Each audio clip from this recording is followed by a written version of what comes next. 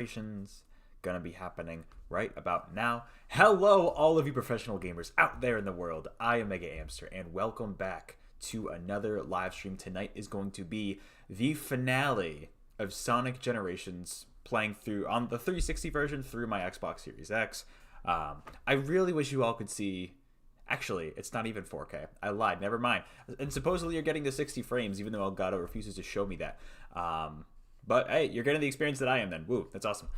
Anyways, any audio video issues, like I say at the beginning of every single stream, please let me know. If you're watching live, please let me know in the chat so that others watching the VOD after can know too. Hey, Zero the Hedgehog, how has the start to your week been? Hope you've been doing well. Yeah, and shout out to whoever subscribed recently. I appreciate it very, very much, as always. My day was pretty solid. Yeah, just another long day of work, and then, you know, just kind of chilling, making dinner, and then now we're here. So my day's already better now that I'm streaming this game, right? So last time I left off, I'd finished the perfect Chaos boss fight, so finished off that second area, got the fourth Chaos Emerald. Where's that damn fourth Chaos Emerald? Well, we found it. It's right there, the yellow one. That's it.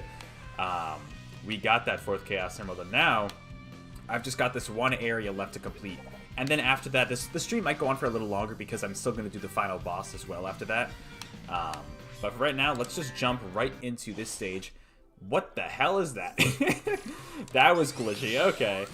So here's the thing. Right off the bat, I am legitimately shocked that SEGA, like, actually acknowledged Sonic 06 in this game. I mean, I guess it made sense, right? If you're going to have 3 games represented per area, what other game would they do besides Sonic Unleashed and Sonic Colors, right? I mean, I guess they could have done Sonic 4 maybe, but like, the Sonic 4 stages are pretty much ripped. They're not ripped, but they're very heavily inspired on purpose by stages from the classic trilogy. So, I mean, it would have felt a little weird. So, I mean, I guess it is probably the best fit. It's just funny considering, you know, how this game ended up and the reception of it and everything. It's really funny just how this ended up being here, but I mean, I love the Crisis City music. It's honestly one of my favorite tracks from Sonic 06, but this is where all the bad Sonic games belong. Hey, no, they're not all bad Sonic games, Zero. This one, okay, you know what? Like Forces, Sonic 06 had so much potential. It really, really did, but it's obviously not a well-made game. But like, to be honest, I very much enjoy Unleashed and Colors, although my opinion of Colors has honestly declined over the years. I grew up playing the DS version, actually, not the Wii version. I didn't play the Wii version until maybe 5 years ago. But, like, the 2D platforming in that game isn't my favorite, necessarily. I think this game does it better, but overall, it's still a very good game, and I love Unleashed personally. I know the Werehog stages are not necessarily good, but I enjoy that game quite a lot. Oh, you meant for Sonic 4. Oh, okay. Sorry, my bad. Yeah, Sonic 4...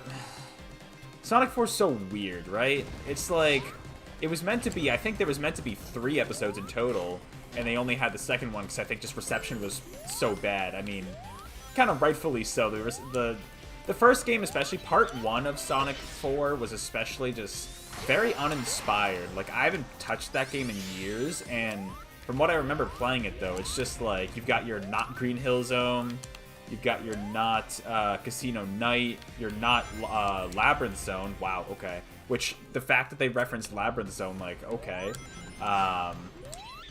That's a hot take right there. But then also, and then you're not Metropolis Zone, right? It's very uninspired. And it just, overall, the presentation honestly feels bland. I remember I actually played the mobile versions of Sonic 4 Episode 1 and 2 before the console versions. And honestly, like, at least in terms of graphics, like, there's something about Sonic 4 Episode 1.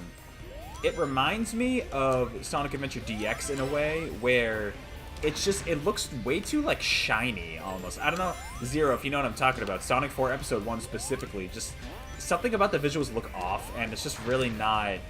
There's just something about it. It's really weird. I don't know. I can't, like, put my finger on it necessarily. But it's just also just that, and just the levels, the music really. The Sonic 4 music is it's hit or miss. It's like they tried to emulate the Genesis sounds, but to be honest, this game did a much better job for the classic stages, I think, in terms of that. But Yeah, I don't know.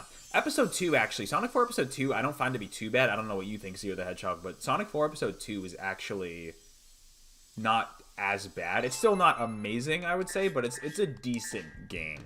They change up a lot of the stuff that they pull from the classic games, like, they tend to put, like, a new twist. Ooh, stop move, okay.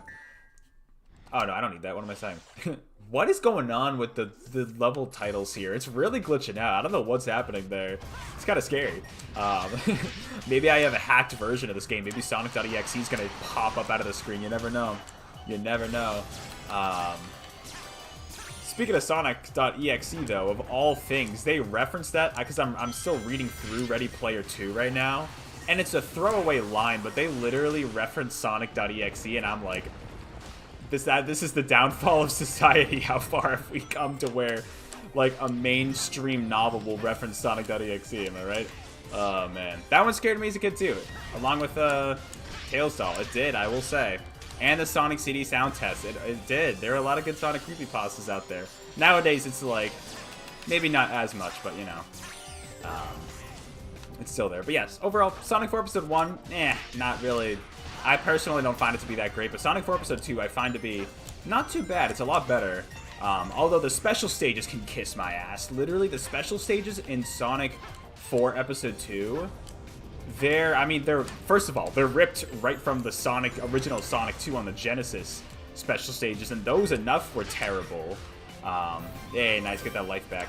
But, like, honestly, in a way, it's really hard to meet the requirements, kind of like the original special stages from Sonic 2.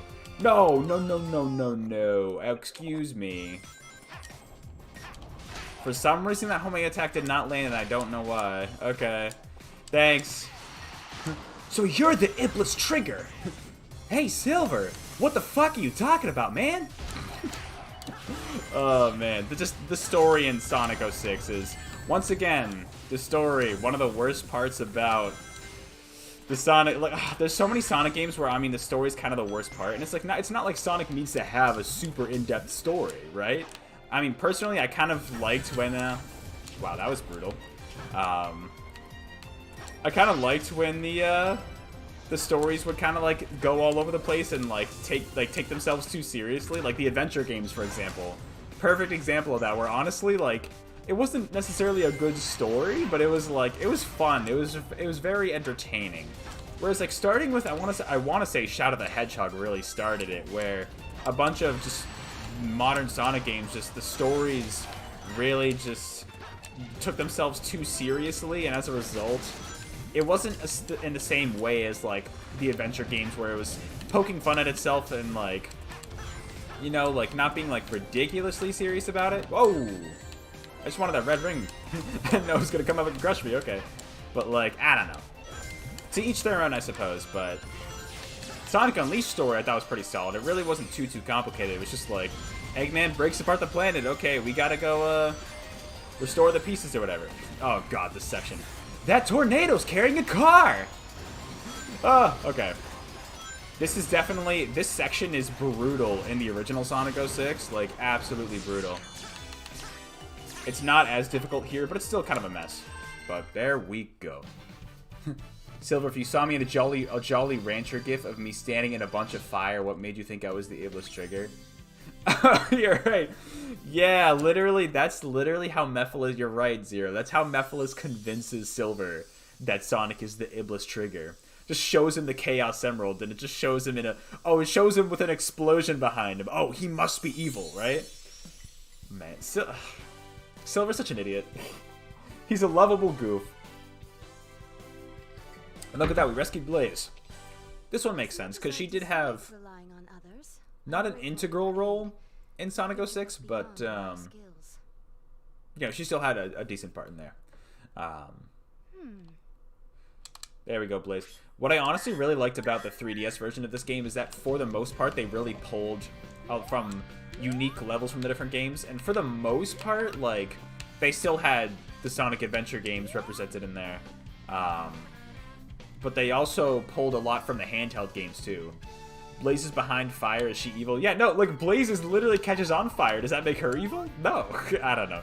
I don't know what the hell Silver was thinking, but here we go. We got the next stage here. Honestly, this is probably one of my other favorite stages in this game. I really like Rooftop Run a lot, being from Sonic Unleashed, but the remixes too are really, really good. Plus, the gimmick for this zone is actually pretty good. For the classic version of this stage is actually really, really fun. That's what I was kind of saying about on one of the previous parts of this live streaming series, was like the gimmicks they introduce. Oh no! Okay, I got the red ring. We're good.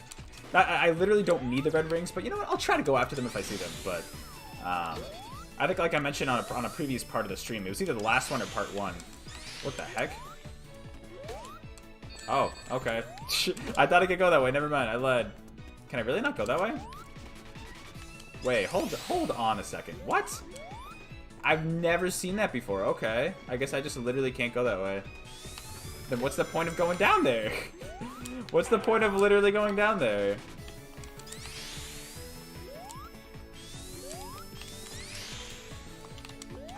I've never had this happen to me before. Okay, can I use the electric shield to break this? Okay, you know what? Screw it. I have no idea. Imagine classic Sonic the Werehog. I don't know if I want to imagine that. Like I said before, I don't mind the Werehog necessarily. I mean, in some ways, it's really... The worst part about the Werehog to me isn't even the controls. Like, there's a lot of combat potential with the Werehog. I mean, obviously, it isn't really... You gotta be, like, perfect with that timing. Obviously, it doesn't feel like a Sonic character necessarily. Whatever. Screw it. I'm gonna skip it. Oh, well. You know, it doesn't really feel like a Sonic character necessarily, but it's still, like, it's the gameplay itself isn't too bad, but the worst part about the Werehog in Sonic Unleashed, honestly, for me, personally, is probably just the stages go on for so long. Those Werehog stages, some of them can take, like, at least 20 minutes, like, on average, you know? It's just, they take a long time. That's kind of another reason why I didn't want to, oh, okay. That's another reason, crap, I'm not doing too good, am I? That's another reason why I didn't want to stream Unleashed and I chose Colors, what? That's why I chose Generations to stream over Unleashed, just because the Werehog stages, some of those get super, super long. They really tend to drag on a bit, so, that's ultimately why I chose this game, but, hey, I mean, it's still fun. Overall, Sonic Unleashed is a very good game. I feel like it's only been in recent years. This tends to happen with Sonic games. Like, literally... What'll happen is, like, a game will come out and people will be like, oh, it's not that good. And then, like, 10 years later or so, people will, like, literally go back on their opinion and be like, oh, this game was art. This game was great. And it's like, I've always been a fan of Sonic Unleashed. Like, I know it's not a perfect game, but I know it's, like, actually, especially the daytime stages, man, it's so good. The soundtrack's great. There's so many good pieces of Sonic Unleashed. There's just, obviously, it's not all good, but... The adventure games were like that too, you know? So I think Unleashed is up there with them. Werehog goes slow and Sonic goes fast. Yeah, that's a big concern, right? The Werehog can gain speed, but obviously it's not to the degree of modern Sonic. I feel like that comparison is even more... I feel like it's even less justified in Unleashed, though, because of the boost mechanic. Sonic Unleashed was the first console... I think it was the first console appearance of the boost. Like, technically, the boost formula started in Sonic Rush on the DS, but, like, that was the first mainline console appearance of the boost formula. And so, obviously, in comparison, yeah, the Werehog's gonna be so much slower, but the Werehog could still gain a bit of speed. But obviously, yeah, the focus was on combat. Could have been worse, though. Could have been Sonic Boom Rise of Lyric combat, right? Endless Possibility. Oh, Endless Possibility is an amazing song. I would argue that is a phenomenal song, especially oh, I gotta spin dash up here.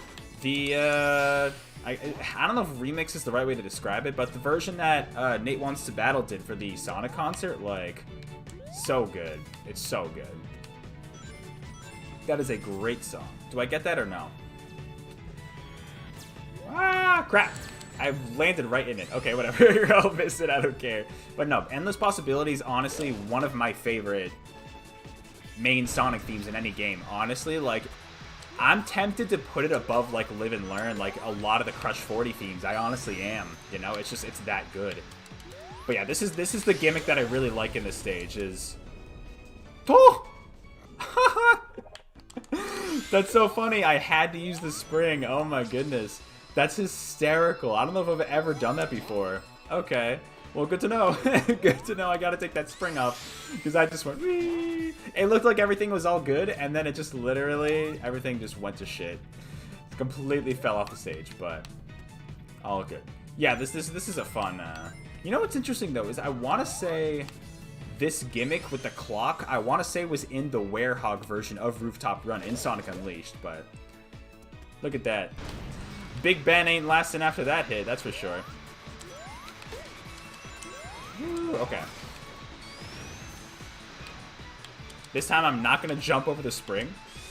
Oh, this reminds me of Flying Battery, just that one section right there. I mean, actually, you know what? Now that I think about it, is that flying ship there supposed to reference Flying Battery? Because if so, I literally never realized that until literally right now. But that would make sense. It looks like the Flying Battery ship. That actually might be a reference to that. That's funny. It's like you got Flying Battery in Rooftop Run. You know what? That would have been kind of cool to see. Like, considering, like, time is getting all messed up because of the time meter here, it would have been cool to see if they, like, combined stage elements, you know? Which they do to some degree. I mean, like, with certain, like, for example, the classic versions. What is going on with these stage titles here? It's really creeping me out.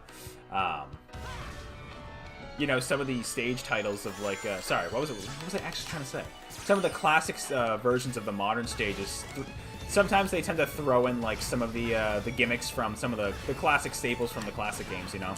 But this just feels like it was honestly ripped right out of Unleashed, like, because of just the gameplay style that this is, it just feels right at home, so. I mean, to be honest, I bet you most of this, ooh, that one scared me. I bet you most of this was ripped right out of Unleashed, to be honest, but I gotta replay Unleashed at some point, though. I mean, especially because I just got the Series X. I gotta play through it because of the 4K 60 frames.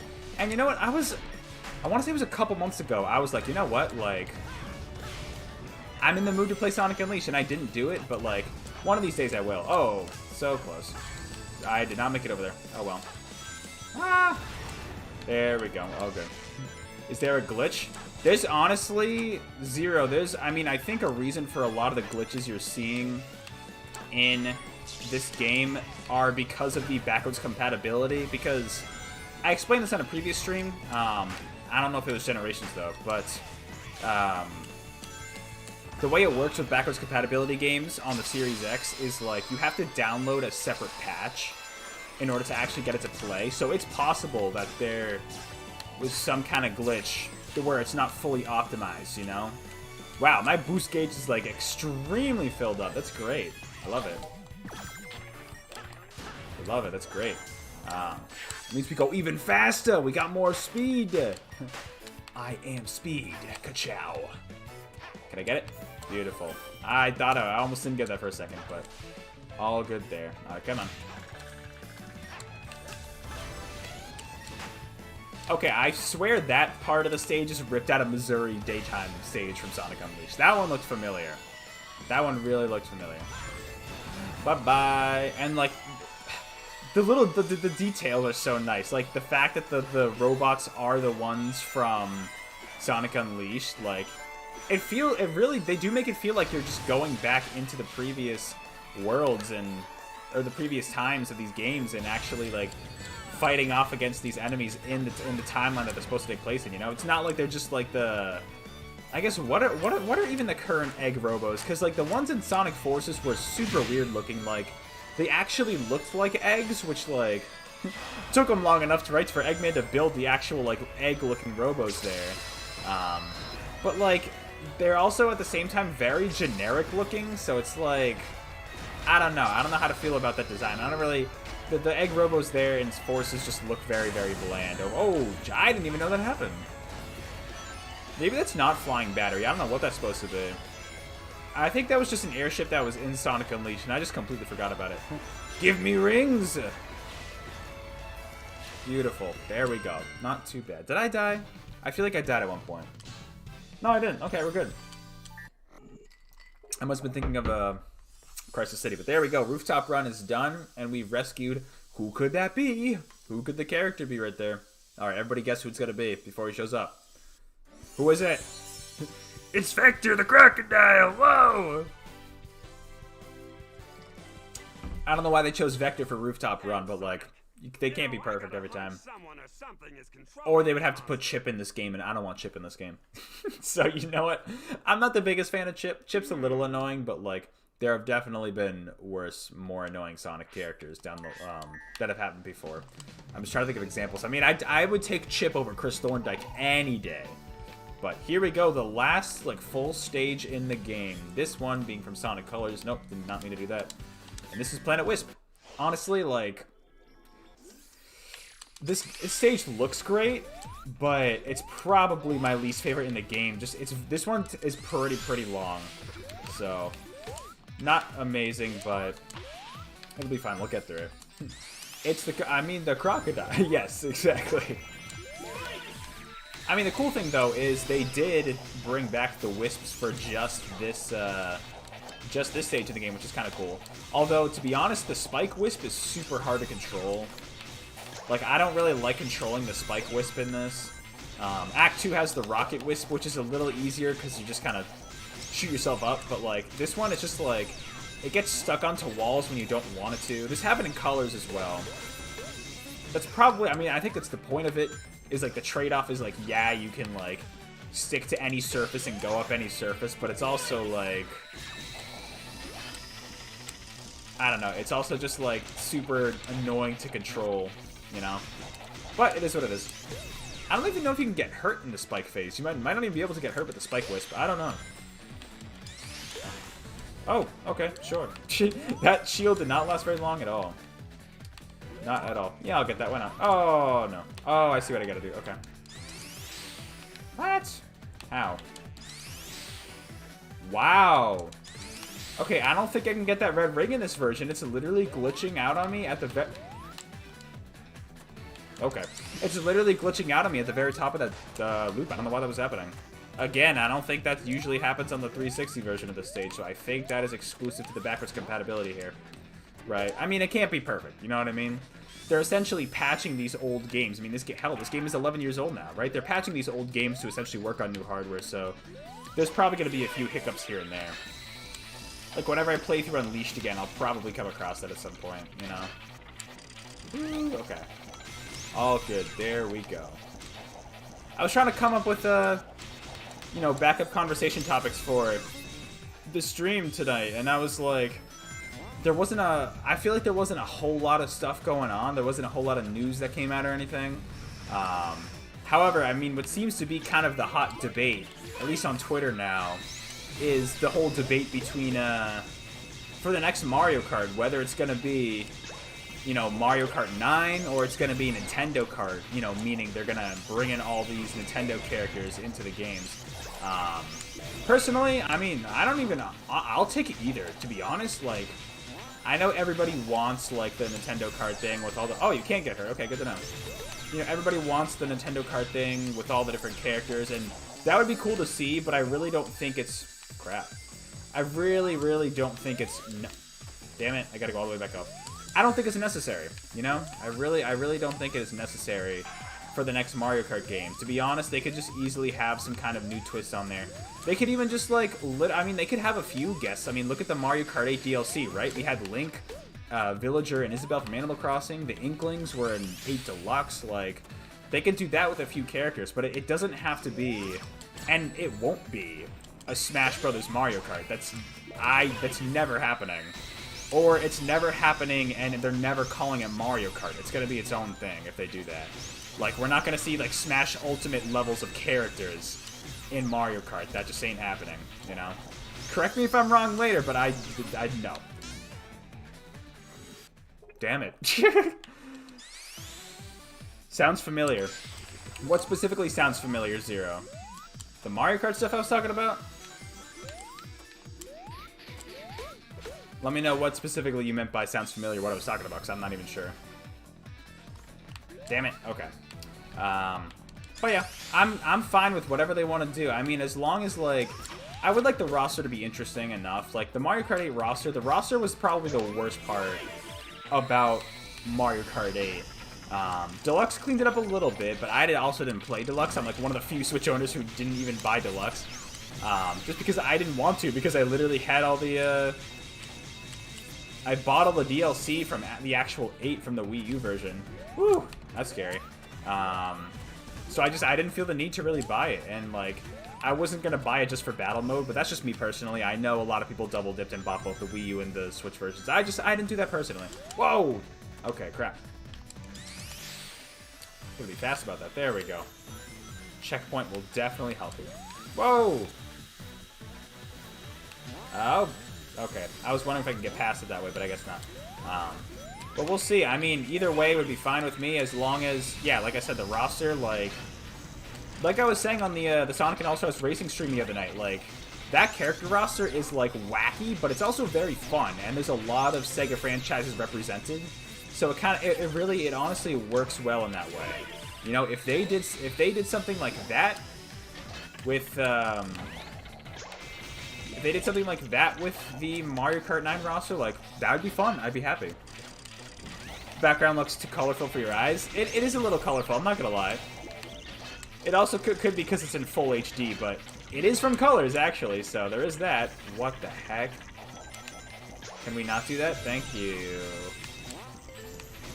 See, exactly, like I told you, exactly what I meant about the spike ability. Just really getting in the way most of the time, you know? But look at the stage has already gone on for 6 minutes. I am so done with the stage. It overstays its welcome. It really does. I'm pretty sure I'm close to the end. It should be coming up pretty soon. I think. Right? I hope. Oh yeah, this is it right here. Okay, we're good. We're good. That's a lot of missiles. Wah! Okay. But we're good. That's the end of the stage. That is good. See, the thing about this stage, though, is that, like, imagine if Sonic Colors Ultimate... Okay, those flowers in the front don't look that great, but besides that, like... And maybe Colors Ultimate does look like that. I don't know. I haven't tried the game out myself, and I don't really plan on doing it because I've heard mixed things about it. And it's like I've already got the Wii version. There's no need for me to own the newer version. It's just like, imagine if it looked that good. You know, it could look that good. Like I said, I don't know. One of my friends, he said he got it on sale recently for I think it was PS4. I think. I don't even think it wasn't the next gen version. I think it was PS4, not a Xbox One, but he said it was pretty solid, so he didn't really encounter many of the glitches, which was great. I mean, first of all, they've patched out a lot of the glitches as of this point. Also, it seemed like a lot of the glitches were more severe on the Switch, but then again, like, some of the glitches were also apparently, like, completely made up. So, like, someone was using, like, I don't know, I think it was a hacked version of the game. I don't know, but, like, don't fact check me on, or sorry, do fact check me on that. Don't take my word as complete truth, because, oh my goodness. There we go. I almost literally fell off the stage right there, but, my friend at least was enjoying it. He said it looked pretty good. Oh no, I almost screwed that up big time. I almost messed that up. Wow, okay, we're good. We are good now, though. Too many close calls here, to be honest. There's way too many. But this is the final stage of the game. I mean, then we got to go through all the challenges and everything, and then take on the rival boss and the actual the area boss, and then after that, we got to take on the final boss. I'm trying to remember though, right? Because there's okay, yes, sure, Sonic, do that, please. This glitch. Oh no! Oh. Stop that! Don't do that again. Not again, okay? The one thing I'm trying to remember, right? Because obviously there's 7 Chaos Emeralds, right? But the way you get them in this game, right? You get them from the rival battles and the boss battles. Now, obviously, you know, there's 3 rival battles. There's 3 regular level boss battles. I'm pretty sure... I think the game literally just, like, hands the final Chaos Emerald to you. Maybe after I beat this stage. It might be after you beat the final stage of the game, it gives you the Chaos Emerald. It's something weird like that, where they had to put it somewhere, so they just kind of put it at the end, which, no, well, I mean, what are you going to do, right? There's not much you can do there. If you're trying to keep the symmetry of having the 3 rival fights and the 3 main boss fights, you know, per, I almost got hit there. That would have been bad. But we're good. honestly, this 2D platforming for this stage is a lot better than I remember it being. Like, I was originally thinking back on it, and I was like, you know what? It felt pretty similar to Sonic Colors for me, from what I remember, in terms of the 2D platforming. And like I just said earlier, I'm not a huge fan of the 2D platforming in Colors. I think, especially, I mean, it's the level design, and also Sonic just feels very floaty, like too floaty in Sonic Colors. Like, they had to give him that double jump that's like barely even a double jump. It's like, why even have it in the first place? Whereas this game, I mean, the levels are designed, I think the levels are designed pretty well in this game. I mean, even the 2D sections are as well. But also, I mean, I like the fact that Sonic doesn't have a double jump here. It just feels... It feels a little more natural. I don't know. It really does. I mean, to each their own, I suppose, but it's just like... That double jump was really weird, and they brought it back for Forces. It made sense. I'm pretty sure they had the double jump in Lost World, which made sense for that kind of game. But we're a game where, I mean, yeah, you're boosting around going fast. Like, the double jump just kind of threw me off a bit. I don't... The handheld version, I don't even think had a double jump, because that was pretty much... That was kind of based on the gameplay of Sonic Rush. It was, like, part of the Rush trilogy, really. You're surprised Eggman can afford all this? You know what? I am, too. Where, I mean... Unless he made absolute bank off of the amusement park. You know, that's something I wish I would have... I wish they would have... Oh, no. Oh, okay, there we go. I made it. I somehow survived that fall. I just gotta climb all the way back up now, unfortunately. Okay, not too bad. But, like, what I want to know... Look, I'm just sitting behind the robot. He's just waiting, not suspecting a goddamn thing. And then he gets sent off to his demise. Bye-bye. You had a nice life. Oh, there we go. Okay, beautiful. What was I trying to say, though? Like, part of me wonders, like, did Eggman actually have other guests, like, at the amusement park in Sonic Colors? Like, I want to know if, like, were there, like, actual other people that visited the amusement park besides Sonic and Tails? Like, there must have been, right? I mean, it's funny, because in Sonic Colors for the DS, they actually have, you know, they have some side missions in, whoa, that overshot me by a long margin. Where do I go from here? There we go. That works.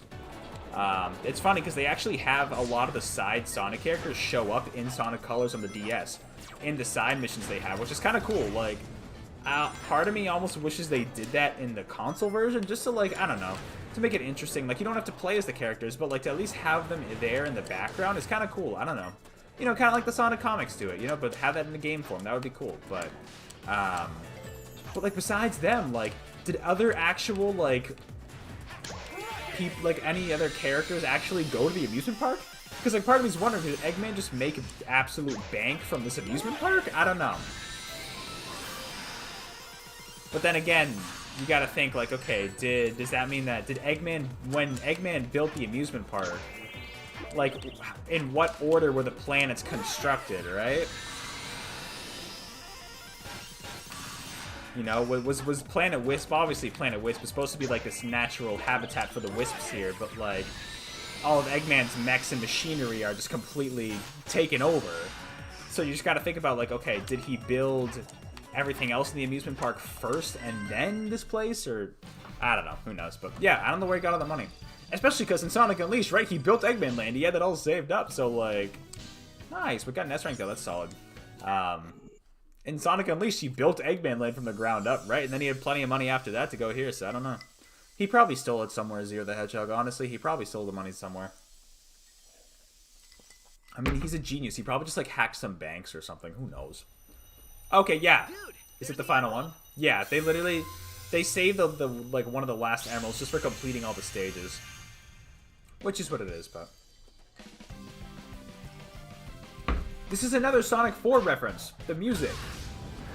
Like, I don't know why they have so many homages to the Sonic 4 soundtrack in this game. Obviously, it was kind of new at the time, but, like, I don't know. It's really weird. It just feels off. It doesn't feel right in this game. It would have made more sense to have the Colors music. Oh, okay. There goes my audio. Can you hear anything? No, you can't. Okay. It's not just me. Cool. Sorry for no audio, but that is the game Not giving me audio. That is what's happening. Okay, that was weird. You know what's funny? That's so funny. The game just didn't want Charm to hear Charmy talk at all, so it just absolutely muted Charmy. I don't blame the game for that. That's funny. Yeah, Sonic 4 really wasn't that great. You're right. Sonic 4 Episode 2, like I said earlier, like, honestly, Sonic 4 Episode 2 I thought was okay. But Sonic 4 Episode 1 especially just felt kind of, blech. I don't know. How long do bees live? Not very long. Charmy, I don't know how Charmy's alive. I think I've heard, actually, there's like one of the Sonic comics, I want to say it's some of the Archie ones, I think tackled that subject with like Charmy like dying or something. I don't know. It's really weird, but yeah, I don't think bees last that long. I mean, especially if they sting someone. And, you know, Charmy supposedly has stung several people, right? But he still survives. I don't know. But then again, what kind of bee is Charmy? Is Charmy a honeybee? I think he's supposed to be, right? But, oh, so right off the... Let's just do this right off the bat, because Silver's right here. Sonic, is that really you? You're the Iblis Trigger. Or are you some kind of fake sent for the Chaos Emeralds? Why would Sonic be a fake? Oh, man. This boss fight, though, is so much better than the one in Sonic 06. This is actually... I think I like this one better than the Shadow fight in this game. This is actually a pretty solid boss fight. And super cool, too. Like, imagine if you could actually do stuff like this with Silver in Sonic 06. Like, Silver's gameplay style had so much potential. But really, like, just... the design of 06 just made it completely not good. Like, it was so gimped. Like, you had this, like, little dash you could do. It was like this tiny-ass air dash. You could only levitate in the air for so long. But here and in the comics, Silver does it effortlessly. So it's really, I don't know. I don't know what they were doing, but there we go. Yeah, Silver's hair does kind of look like weed. Oh, that was weird. Did it just retract your message for a second? That's bizarre. That was weird. But yeah, Silver's hair does look like weed. Like, very, like, it almost, like, too much looks like weed. It's really weird. I don't know. I don't know. Very interesting design that they chose, but honestly, I like Silver as a character overall. I really do. Get him. There we go. I almost did not get him that time. Just his debut in Sonic 06 was really not very good. You know, that could have been a lot better. That could have been so much better. Give up! Give up! You know what? I've thought about it, Silver. Not today, though. Thank you. Like, imagine if Silver could do any of this stuff in Sonic 06. Imagine how cool that would have been. Like, just flying around like this, shooting, like, these, like... I don't even know what you call those, but, like... Oh, wow. That hit me? I guess I didn't make that in time. Okay. Sure, why not? Also, can I just say, I love the fact that hitting cars, like, gives you boost. I just find that to be so funny. I don't know. Come on, get him. There we go. Alright, he's probably got, like, one more hit on him left, but... I'm probably not gonna get the S rank at this rate. I'm guessing, but... Yeah, this is where it gets a little crazy. Imagine if he could do this in the games. I don't remember this from Sonic 06, that's for sure.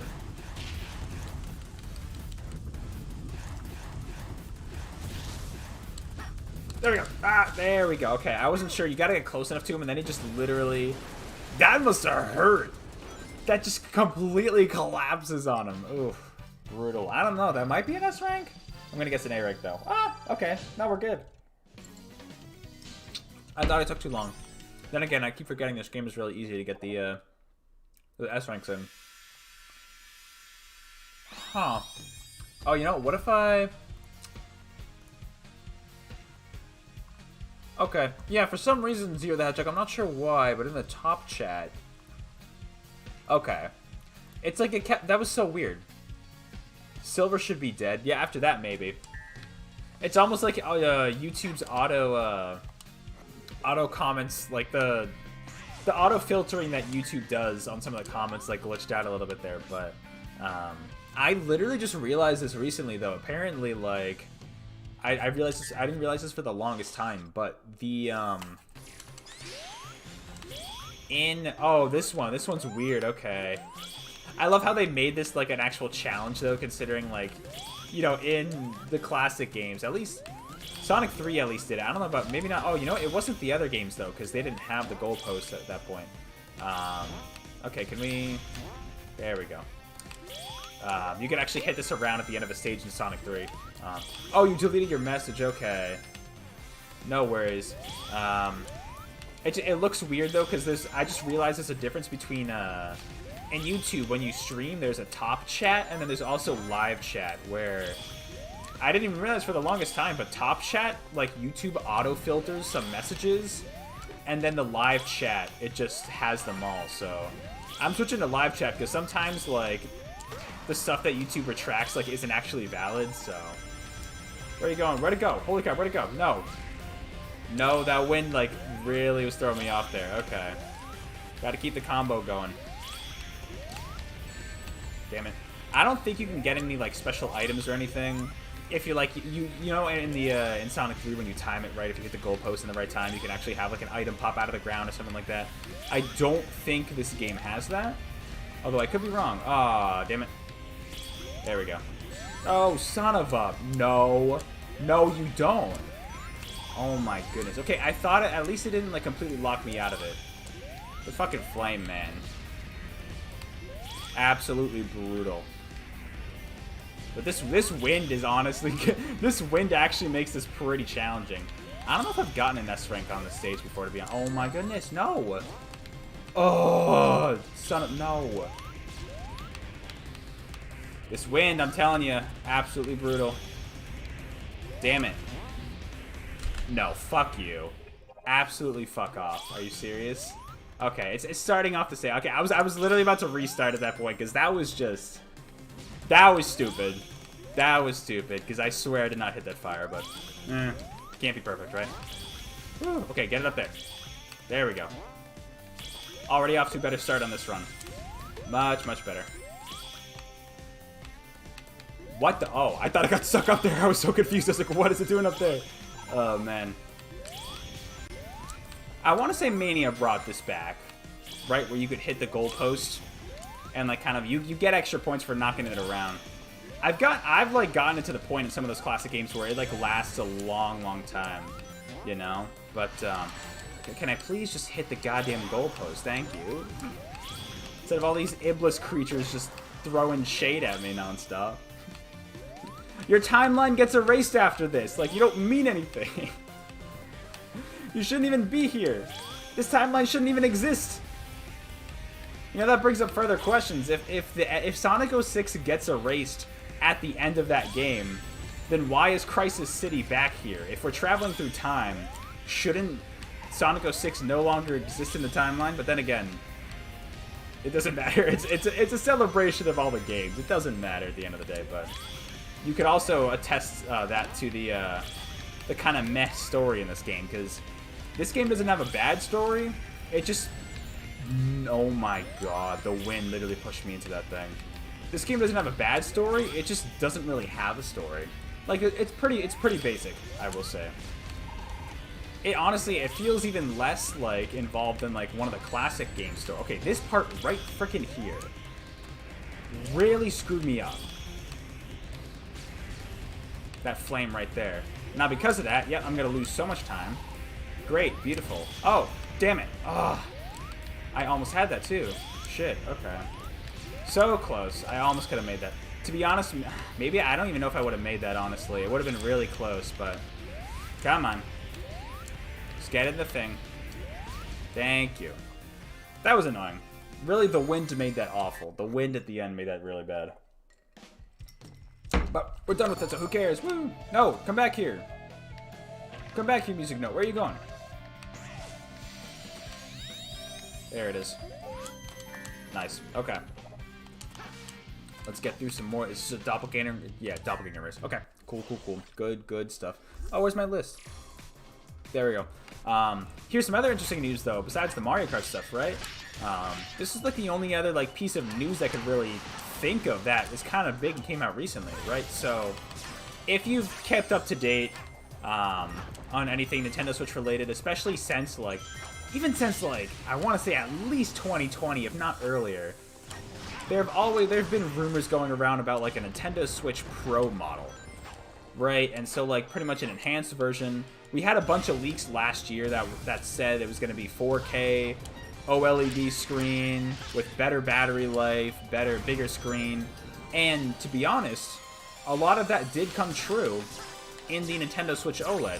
Now, from some rumors that went around, apparently were claiming that originally the Switch OLED was going to be the Pro model, and that it was also going to have 4K capabilities. However, because of the whole chip shortage going on across the industry, we talked about this before with NFTs wrecking everything, across all these technological industries, even like automobiles and things like that, right? These pieces of technology could just be, oh no, my god, nope. It's not perfect platforming, but really, I mean, it's more the 3D sections than the 2D that tend to mess me up here. The 2D platforming is pretty tight and concise. This is basically 2020. Yeah, wait, are you talking about the stage? Because I can see what you mean by that, yeah. Crisis City is indeed 2020. No, I mean, not to that degree, of course. Not to that degree. Crisis City is going to be, if we don't actually do anything about climate change, that's going to be that's going to be what happens. This is going to look like Earth if we literally don't solve anything. Sonic 06 predicted the future. What can I say? Silver tried to warn us. Turns out it didn't work.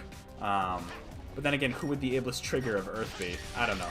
Anyway, I'm thinking too much about that, but yeah, so the Switch OLED came out. I kind of was giving into the FOMO at first, and I was kind of like, you know what? Part of me really wants to get a Nintendo Switch OLED. It'd be really cool to have. The other thing was, that was when Metroid Dread was coming out a few months ago, that the Switch OLED released. It was awesome to see that they were launching a 2D Metroid game with the platform, but it was just, yeah, amazing game. I'm sure it would have looked amazing. It probably does look amazing on the Switch OLED, but one of my friends didn't have a Switch, and he was considering getting one because of Metroid Dread. So I was considering selling him my base model Switch, and then I would get the Switch OLED. But in the end, I decided against it. He wasn't sold on, no pun intended, he wasn't sold on buying that Switch from me. And the more I thought about it, the more I was like, you know what, like, I do, honestly, especially in recent times, I've been playing my Switch a lot more in handheld mode. Wow. Absolutely brutal. Can I get one ring? Thank you. The stage is pretty brutal. I've been playing actually quite a bit of Switch in handheld mode recently, but I was still like, you know what, I don't want to spend the extra money on it right now. And instead, I got the Series X, which honestly, like, yeah, it was obviously like $150 more expensive, but I still feel like it was probably a better, more worthwhile purchase than the Switch OLED for me personally, just because I've got a lot of backwards compatibility games from the OG Xbox and the Xbox 360 that I can play on this thing. And then I can check out Game Pass, which is just, it's an amazing deal. I mean, 15 bucks a month. The first month is only $1 when you sign up. And then it's only 15 bucks a month, and you get access to literally hundreds of games for free. Well, not for free, but included. Wow, brutal. Included in the price, Plus, you could do stuff like xCloud streaming onto mobile, which I've been doing with a lot of, with Peggle too, funnily enough, lately.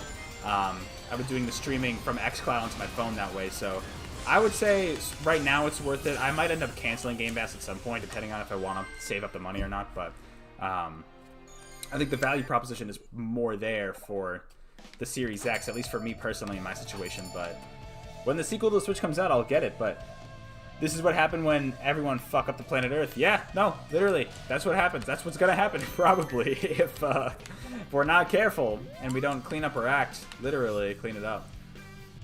Oh, Vector through the storm? Okay. Oh, is this the one where Vector just absolutely chucks Sonic through the air? This one's funny. I think he's literally just gonna chuck Sonic. Yeah, look at this. Go get him, Sonic! It's literally like a shot put. Do I just press Y again? Okay. He's absolutely just chucks Sonic across the stage. I love it. I guess he's a pretty hefty character. I guess it makes sense. Sonic! Yep, that's me. I'm Sonic. I love how none of the other characters... I love how Tails was the only one who questioned the existence of classic Sonic here. The other characters are like, oh, it's Sonic, it's okay. He's just a little fatter and you got shorter. It's all good. You gotta stop drinking that coffee, Sonic. I don't even know if it's true if drinking coffee makes you shorter. Like, I'm, what, 6'1"? Probably almost 6'2", and I drink coffee literally every day, so... I think it's fine. Oh, I need Vector for this. What am I doing? It's now Angry Birds. You know what?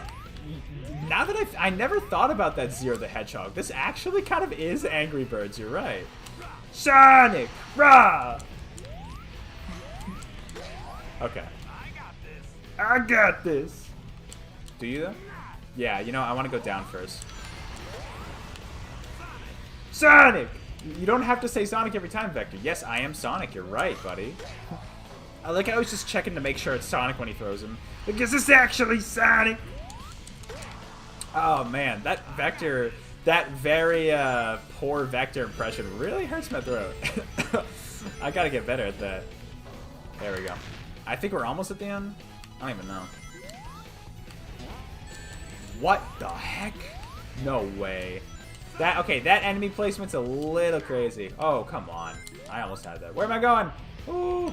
Okay, thank goodness they have a spring there to save you, because otherwise I was almost completely screwed there. I would have fell right off, but that's a fun one. Even though I didn't get an S rank, but that's a fun one. But yeah, so, I guess from what people are saying now, Sonic, find the computer room! Oh, that hurt. Oh, excuse me, that one hurt. Where'd it go? There it is. Oh man, the classic line. Can we quickly talk about the fact that in Shadow the Hedgehog, the computer room that Vector's referring to is literally like, you have to take like a literal parachute to get up to the computer room. Like, who the hell designed that in the Ark? I want to know. This game plays plays around a lot more than I remember with background elements too. Like, it's kind of cool. I don't know. It's a very interesting concept. Reminds me of a game like Mutant Mudds that did a lot of that too, where, you know, they played with a lot of background elements. Or I think some of the Wario Land games did that.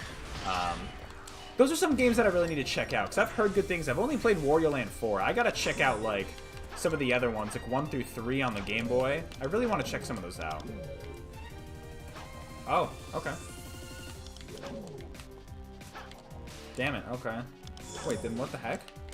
Why did none of those switches work? That's not doing anything. Oh, there we go. I could have sworn I pressed that before. That was weird. Okay.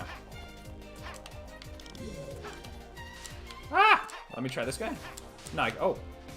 I don't think I was supposed to get up there that early. I think I literally skipped a little section of that level right there. Nope. Don't want that. Okay, never mind. There we go. There we go. This one's a little confusing just because there's all these switches everywhere. Not what I want. There we go. I just need that top part to go away. Nope, not what I want. Oh, okay, I see. I can't even press that side. Can I... Oh, there we go. I swear it was like I was hitting it. It wasn't actually going through. That was weird. Let's see. Nope. Let me try this side. No. Okay. What the heck? Now I can't... There... What? What? Okay, it's like... It's almost like it's making me boost into the switches. It's being really weird about that. I don't know. It's kind of bizarre. Yeah, I'll get more time. Sure. Nice. Okay, there we go. We're getting close. It's just being a little dickish. There we go. That should be it. Yep. We're good. That was kind of a puzzle right there, but it was not bad. Kind of annoying, but we got it. We got it all good. But yeah, anyways, back to the Switch stuff. Like, it seems like now apparently people are saying that instead of a Switch Pro, it's going to be like an actual just straight up sequel, which, I mean, I guess honestly makes sense that it's just going to be a sequel instead, right? At this point, I mean, it's almost been 5 years since the original Switch came out, like, and I feel like they wouldn't want to release, like, a revision of the Switch too close to, Oh, the Flame Shield. Nice. Okay, I was wondering when I was going to get this, because I got the other 2 Elemental Shields already. Nice. This one's really good. Honestly, the dash is even bigger in this game than in Sonic 3. Just absolutely demolished everything in this stage. Honestly, it's amazing. But at this point in time, I feel like if I believe a lot of reports that are saying that the OLED was originally the Switch Pro. I honestly do. You know, it makes sense that, you know. Oh, I don't know why I did that. It kind of makes sense when you think about it, because it literally, the Switch OLED pretty much had everything that the Switch Pro rumors were talking about, except like improved performance for graphics and like game-wise. You know, didn't have more RAM, didn't have 4K, but like it had a bigger screen. It had the OLED screen. I want to say it had better battery life even, although I could be wrong on that one. But it had like quality of life enhancements. The build quality was just overall better. So honestly, I believe that rumors that are saying that, like, yeah, the Switch OLED was originally supposed to be 4K. It was supposed to be the Switch Pro. But at this point, I feel like, honestly, I'm wondering if we're just past the point of a Switch Pro and just, yeah, like a sequel to the Switch at this point. Now, some of these sites are saying 2024 for release, but like, honestly, that see, the tough thing with that, 2024, I mean, that's another 2 years from now, you know, and the Switch is already 5 years old, just about. So, which, I mean, I guess isn't like too long, but like usually they would have at least announced the next iteration by now, you know. Where the hell did that music note go? Oh, is it seriously not coming back? There it is. Okay. Whew. That was close, right at the end there. Good to know though, but all right. Oh, nice. Okay. Blaze is gonna help us in this one. I'll put out that wall of fire. Thank you, Blaze.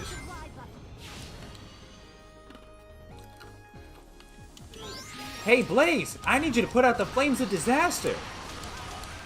Literally what she's doing here. I guess that makes sense that she could calm the flames. I mean, literally, the end of Silver's story in Sonic 06, right? What the fuck was that? You saw that. Sometimes that homing attack. This game is certainly... It's not technically amazing. It's not perfect, that's for sure, but... It's still better than most Sonic games, I'll say that. Just overall, in terms of technicality, I'd say it's better, but... I'm hoping Frontiers is the same, but we'll probably find out shortly. I mean, who knows when we'll see more of that game, but if it is indeed coming out this year, I mean, probably E3 time, I would imagine. But in terms of the Switch, like, sequel stuff, I think it'll... I feel like it's probably likely that it's just going to be a successor. I hope that some of the other rumors are not true, in that I have heard, like, some rumors that said the next Switch won't be backwards compatible with the old one, and that honestly, I don't know how that would go. I feel like that wouldn't go over too well with fans.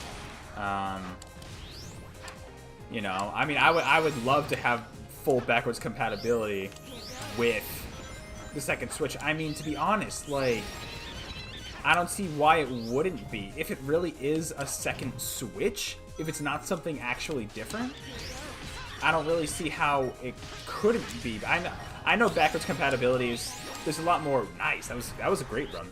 There's a lot more difficulties than you'd think when it comes to backwards compatibility in terms of supporting that kind of features. There's a reason why some of the big companies still don't do it naturally, because it's just, there's a lot of time and investment and resources that has to go into putting that functionality in their newer consoles, right? I mean, look at the Series X situation with the backwards compatibility. Like, Microsoft, they had to individually release these patches to make these games actually work on the new hardware, you know? So it's not just as simple as, oh, just throw it in, you're good, you know? But in some cases for Nintendo in the past, it seemed to work pretty well. Like, for example, right, the 3DS, right? That was backwards compatibility with the regular DS games. Game Boy Advance could play Game Boy Color games. So there is some... Oh, okay, I see what I gotta do. No. Okay, now that I know what I gotta do, I'm gonna restart. I didn't realize I was supposed to actually use the enemies for rings. I thought I was just killing them. There we go. There we go. I gotta get, yeah, just 100 rings to get to the goal. Okay. What is this song from? Because most of the music in this game are taken from older games, so it makes me wonder. Because I don't recognize that. I don't recognize this music for this power up here. But I'm sure it's a reference to something, you know. Go, Sonic, go! Run very slowly up the hill. Ah, crap. Sorry, I didn't mean to do that to you, buddy. I meant to harvest your soul for rings instead. There we go. Looking good so far, but then again, that's probably... Oh. Really? Come on, come back to me. Come back to me! There we go. Beautiful. Get those guys. Yeah, there we go. Oh. This audio, just because I'm doing it through the headphones, tends to glitch out every now and then, so it's a little bit annoying, but you shouldn't be able to hear that on your end because the audio is actually going through the capture card like normally this time. I can't believe it took me so long to realize that the audio for the games I was capturing was like... It was taking so long because... Or, sorry, not taking so long. It's just, there were some issues with the audio because it was going through my headphones. I need your opinion on something. Yeah, sure, Zero, ask away. Especially if it's something Sonic related, ask away. That is my forte. Oh, no. No, no, no. I am not letting that guy destroy me here. Nope. Nope. I almost got screwed up there. All good. I think we're almost done. Oh, this one. I don't think that's... I think that one over there is Rooftop Run, but let me see. There's one more Crisis City gate here somewhere. There we go. Let's do the modern one at least and then move on from there, but... Good stuff. The forward cannon, that's good. What makes a good Sonic villain? See? Zero the Hedgehog, that's a very difficult question to answer because... I mean, at the end of the day, the villains shouldn't be cringy. Can I say that? Like, for example, Infinite from Sonic Forces, right? Super cringy villain. Like, I do not think Infinite is a good villain. Right? Also, I mean, the villain's gotta have good motivation, right? From what I understand, like, Infinite's a villain in Sonic Forces because of, in episode Shadow, right? Shadow, like, takes him on or something, and he gets really pissy about it. He's like, "Ugh, Shadow hurt me, and then he becomes a villain. It's like, I do not like the reasoning for Infinite being a villain in Sonic Forces. It's honestly kind of stupid. So not only is he kind of cringy, and honestly, he doesn't even put up a fight. Like, any good villain should be, like, present throughout most of the story or have big implications, you know what I mean? I think that's what really makes a good villain, right? Like, Infinite was, honestly, what he randomly would just show up, like, in the middle of the game for boss fights and stuff, and that's pretty much it. Nice, look at that S rank there, too.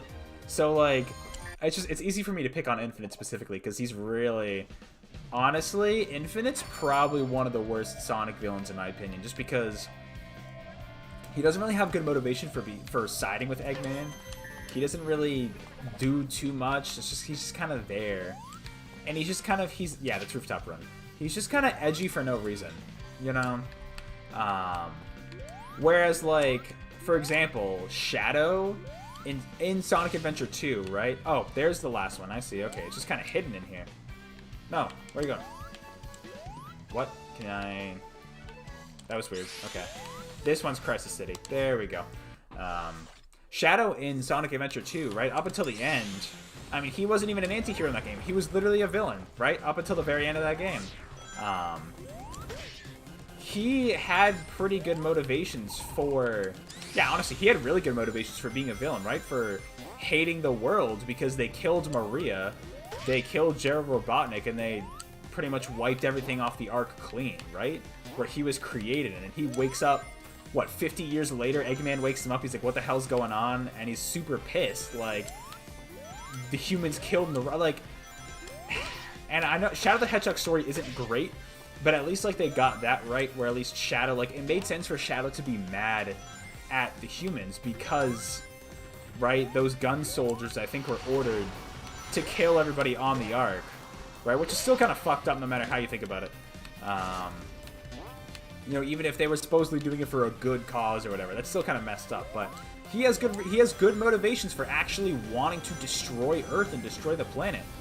And obviously, you know, he also has good reasons to help Sonic in the end because he remembers, you know, he has a little bit of amnesia, but he remembers Maria telling him, like, to protect all the people on the planet, and that's what changes him. But originally, yeah, when he's, like, out for revenge, like, he has a good reason to be, I personally think. You know, so I think a good motivation to be a villain definitely makes a good Sonic villain.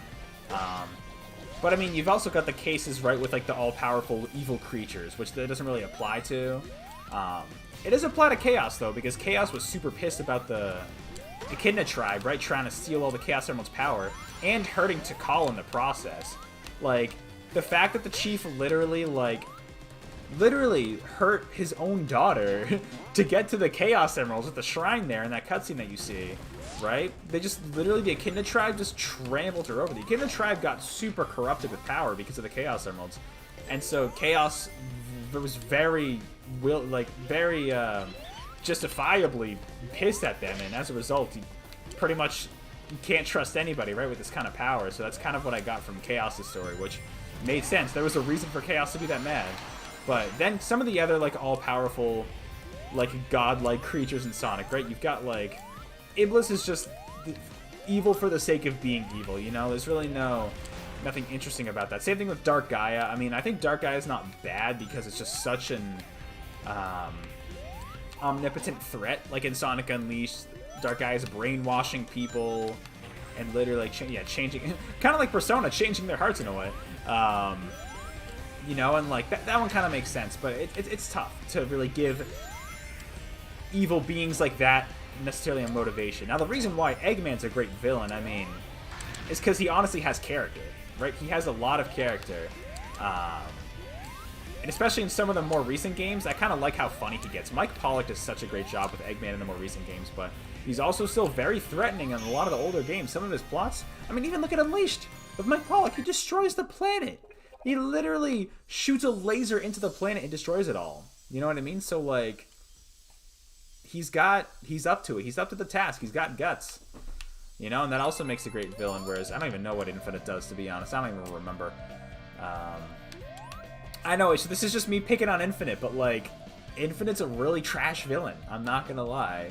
There was just no motivation, so... I guess, long story short, I feel like... Is it coming back? Maybe? There it is. Oh, rats, okay. I gotta wait for it right here. But, long story short, I think to be a good Sonic villain, have some kind of motivation, actually do something with the powers that you have, and just, I don't know. The motivation's a big one for me, though, personally, but... I'm trying to think of other Sonic villains. Like, for example, there was, like, a Racer Jin in Sonic and the Secret Rings, like... He just didn't really do much. Same thing with, like... Okay, Merlina from Sonic and the Black Knight, right? I think it was a Merlina. No, Melina is the Melina is the Mortal Kombat character. It's Merlina, right? She's like the ancestor of Merlin or whatever, I think, in Sonic and the Black Knight.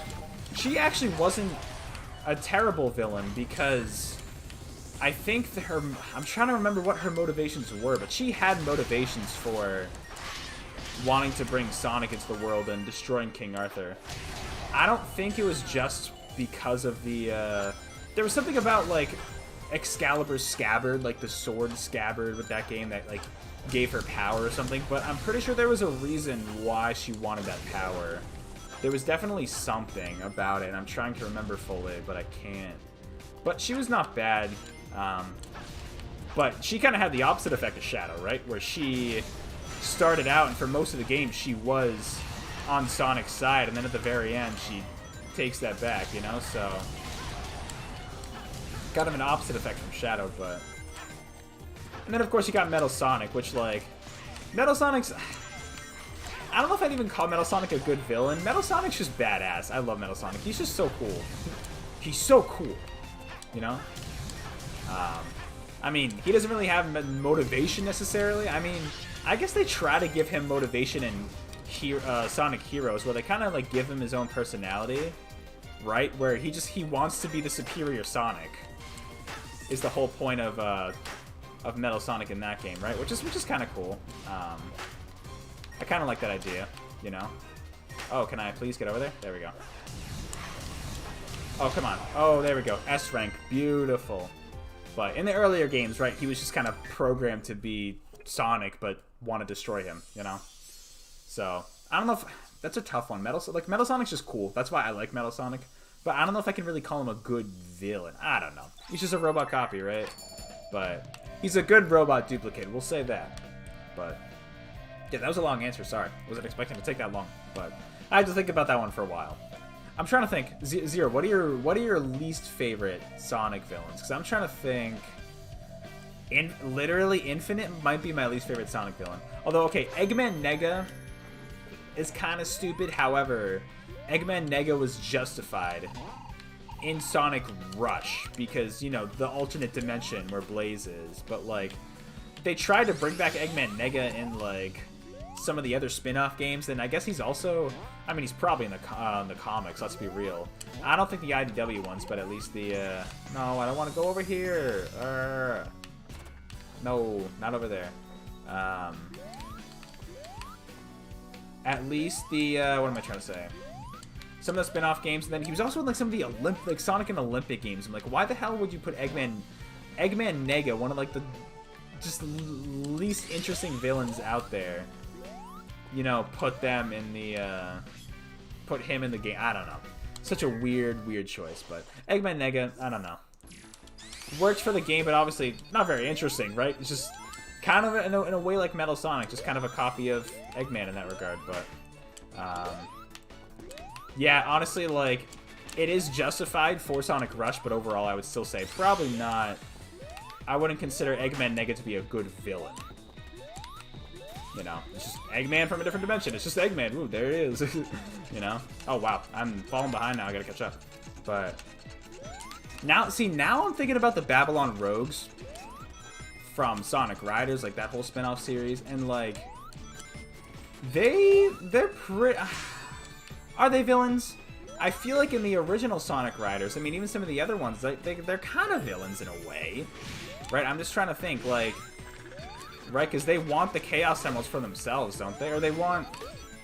There's something from Eggman they want specifically, and there's something with the Babylon Rogues. I don't even fully remember all the details. It's been a while since I've played Riders, but there's something specific from Eggman I'm pretty sure that they... Ooh, not good. That they want. So they kind of, you know, they get in Sonic's way to make sure that they get what they need, but I don't know if I'd really call them villains. I mean, Eggman's pretty much the main villain of that game, especially at the very end of the game, but... I don't know. Sonic villains are definitely hit or miss. I mean, to be honest, like, the games that have better story tend to have better villains, I would say. But also, I mean, that's also up for debate. But, like, for example, Sonic 06, like... Okay, Sonic 06, that's another interesting situation, because Iblis is just the big bad monster just to be there for the sake of being there. Honestly, Eggman, that's probably one of, if not Eggman's worst appearances, Sonic 06. Just because, like, he does some things, but it's, like, overall, like, he's just the Bowser of the game. He keeps kidnapping Princess Elise, and, like, nothing really happens from that, you know? Mephiles is, honestly, I find the best villain of Sonic 06. I mean, he totally could have had more potential for sure, but, like, I mean, Mephiles is one of, if not the only, villain who actually managed to literally kill Sonic, right? He literally kills Sonic in Sonic 06, and then that's why Elise has to kiss him and they use the emeralds to revive him, right? That whole stupid crap, but I don't know if there's any other Sonic game where they actually kill off Sonic. You know, I don't know. But actually, is that... Because I'm trying to think, isn't there... I want to say I heard this a little while ago, but I'm pretty sure there's something with SEGA where, like, they won't allow Sonic to be killed or anything, or any of his friends to be killed anymore. And I want to say it's because of Sonic 06 that that's the case. Although I might even be thinking of another franchise. I'm not sure, but I want to say it was Sonic, but maybe not. I don't know. Oh wow, but the Double and I are pretty much neck to neck here. You know, honestly, instead of a doppelganger race, it honestly would have been kind of cool to see, like, Metal Sonic. Right, race against Metal Sonic. I mean, hey, they did it in Colors Ultimate, right? Bring it in here, too. Why not? Whew, there we go. Uh-oh. That's a little tight right there. This is going to be close. But I want to say... Oh, there he is! I just saw him jump over and just completely miss it. But then... Oh, what? He's jumping on, like, invisible pegs. No way. Uh-oh, that's not good. Crap. That is not good. That's not what I wanted to do. Alright, I might be able to get in the center from here, though. Oh my goodness! No, that's not good. Crap, I might botch it right at the end here. Okay, well, the Sonic here is doing bad, too, so... Damn it. Oh, shit. Where is Sonic? Did he make it to the end? Crap. Crap, he beat me. I think he's gonna beat me. Can I, like... No, okay. Please, get in. No, okay. Fuck it. Fuck it. Do I have to redo? Don't tell me I have to redo the entire fucking... Oh my god. The entirety of the stage. Okay, this stream is gonna go on longer just because I gotta do the final boss later, too. Beautiful. What? Where did that hit me? Literally... Wow. Okay. This game deciding to be brutally difficult all of a sudden. That was straight up hitboxes. Don't do this to me again. Oh, I can push the stupid thing. Okay. Okay, that would have been great to know beforehand. Thank you. Okay. I'll just follow the Sonic copy. There we go. We're all good. Okay. What? You can go in there? Oh my goodness, I didn't even know that. That's so funny. I didn't even know you go in there. I mean, it put me behind for a bit, but hey, I'm glad I figured that out. That's cool. Little secrets here and there. You learn something new every day. Look at that. Beautiful. For any of you watching, have any of you, I know it's kind of considered a little corny, a little, maybe possibly a little cringe. I wouldn't consider it cringe, but have any of you come up with any, like new... I thought I could jump over that. I guess not. There we go. Have any of you come up with any good New Year's resolutions? You don't have to tell me specifically, but because those tend to be pretty personal. Like for me personally, I mean, I've got some generic ones. Like I need to start exercising again more. I've been doing okay this week, but like last month I was slacking big time. Rats, I really got to catch up to the Sonic here. Well, I'm getting close. You know, I've been slacking a lot with exercise the last month especially. You know, with the holidays, not feeling like it, because mental health stuff, and then just, like, being sick with COVID, too, like, recovering from COVID. Obviously, I was gonna give myself a break there. I wasn't gonna exercise at least too much during that time. Whoa! That barrel came out of nowhere. I'm so shocked. There we go. There we go. Now we're getting somewhere. Oh, crap. That would not be good. I'll wait for this guy to go down. There we go. But yeah, so exercise more. I mean, I have some pretty generic ones, honestly. But that's one of them. Just like trying to get back into my routine of like exercising regularly. But it's about slow and steady progress, right? So doing good so far this week. So I'll keep it up to date. Obviously, I'm not gonna like force myself to do it if I really don't feel like it. Because some days, especially like a long day of work, and then like I just don't feel like doing it after work, you know what I mean? Some days, like that was me yesterday. I was just like, no, I'm not feeling it. Let me spin that share. But, you know, little steady progress, and eventually make it into a good kind of habit. But those are sometimes the toughest habits to keep, so hopefully, it's consistency is really what matters there. But whoa. Okay, great. If you could stop with your laser, there you go. I was gonna say, I was waiting there for a while.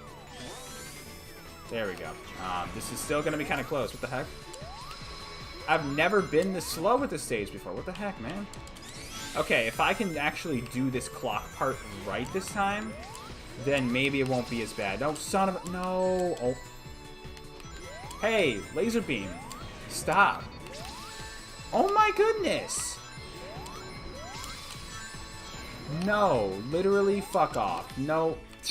Nope. Okay. As long as Sonic takes a while with the clock again, my doppelganger takes a while over here at the clock, I'm good. Yeah, he's right there. Okay. No! That's it. I'm fucked. That's literally it. I need to go down. Please land it. There we go. I think he's still going to beat me. Damn it. This is going to be way too close. I don't want to have to do this again. I really don't have to do it again, but I'm going to have to, aren't I? Yep. Son of a bitch, dude. Are you serious?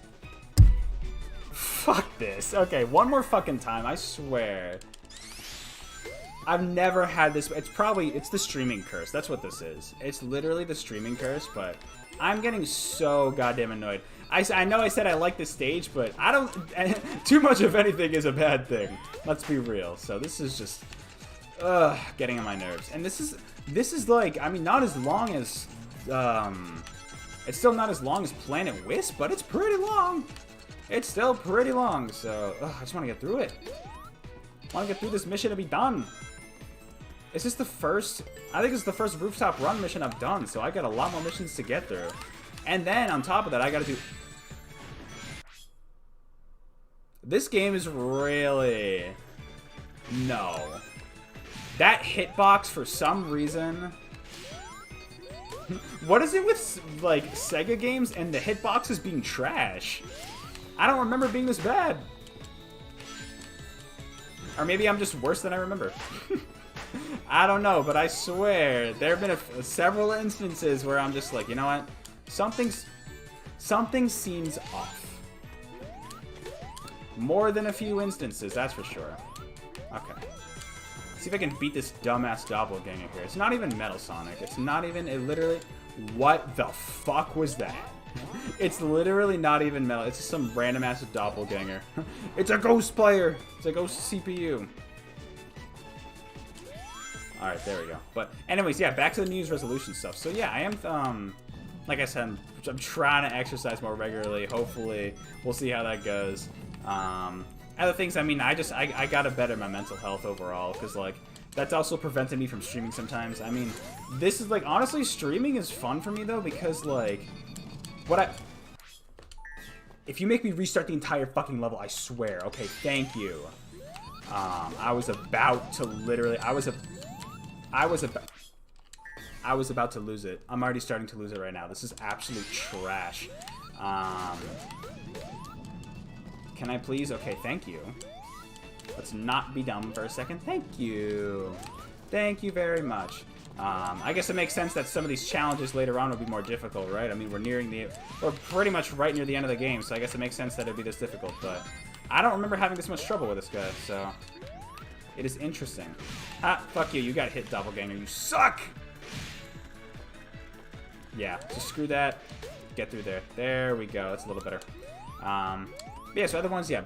I really, honestly, I've been meaning to, like, find a therapist for a while. Just to, literally, just, like, to have someone to talk to about shit, you know? Just to, like, talk about random stuff that stresses me out, right? That's what they're there for, but, I was hesitant for... There you are, faker. Yeah, literally the fake Hedgehog right there. Literally. It's not even like, honestly, they should have used Metal Sonic for this doppelganger race. I don't know why they didn't, but... Yeah, I've been meaning to look into therapy, so... But hopefully at some point I will. I keep putting it off. I've been meaning to do it for so long. You know, just, like I said, to have somebody to talk to about shit, you know? I did that again. I don't know how I do that, but it looks so cool. I'm sure it's not as impressive as I think it is, but it just looks so cool, but... It's another one I'm looking for, another New Year's resolution I'm trying to look into, but, you know, pretty much standard stuff. I need to spend more time with other hobbies outside of work. I mean, like, I don't need to, but, like, I've wanted to get into, like, a lot more music and audio work for a while now. I've probably mentioned this on a previous stream, but I've been meaning to, one of my friends from high school, like, he developed a game with one of his other friends, and, yeah, look at this. I'm gonna get a C rank. I'm gonna get, like, a D rank on this.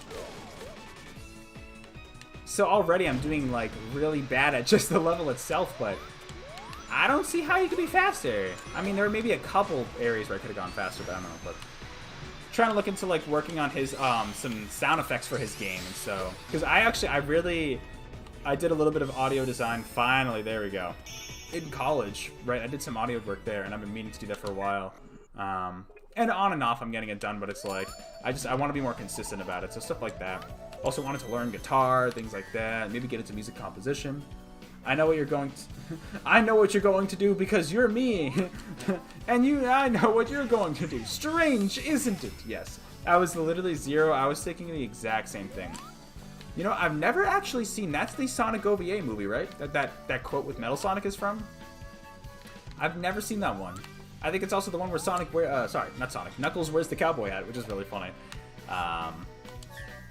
But I've never seen that movie to this day, but at some point I will for sure. Well, I guess I shouldn't say for sure, but I should check it out. I don't even know where you'd watch it. Maybe YouTube has it? Maybe you can rent it on YouTube? I don't even know. I'm sure it's probably difficult to find nowadays, but... Oh, more rings, too. 250 rings? Are you serious? Crap, okay. What? Hey. Really? That did not seem like... Okay. Whoa, not good. Okay. I just need to get a bunch of rings here again. Okay, good to know. There we go. Beautiful. I kind of don't want to go down. There. Fuck. I knew that was going to happen. I knew it was going to happen. I knew I was just going to get hit. It's literally like... It's pretty much if you get hit, you're fucked. That's pretty much it, you know? You might as well start over if you get hit with anything, so... Definitely, we're getting into the more challenging challenges here, that's for sure. But, yeah, good challenge here and there ain't too bad. It's just, you know, when the hitboxes are the ones that are giving me the most challenge, then you know you've got a problem, because that's just... That's no good. Oh, excuse me. I've still got a bit of a lingering cough, which sucks. I should have bought cough drops, honestly. I don't know why I didn't buy any cough drops the other day. I really should have. Ooh, there we go. That'll help me get around that a bit. There we go. Come on. Oh, no. There we go. Now we're talking. Oh, there we go.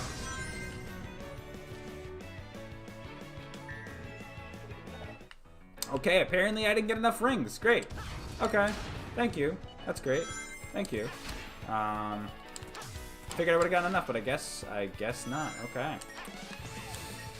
Guess I gotta be more careful about getting enough rings. I just thought I was getting enough there, but I guess not. I don't know. It's just tough because it's like you want to take the upper route, but I feel like there's probably less rings along the upper route there. I don't know. You know? There we go.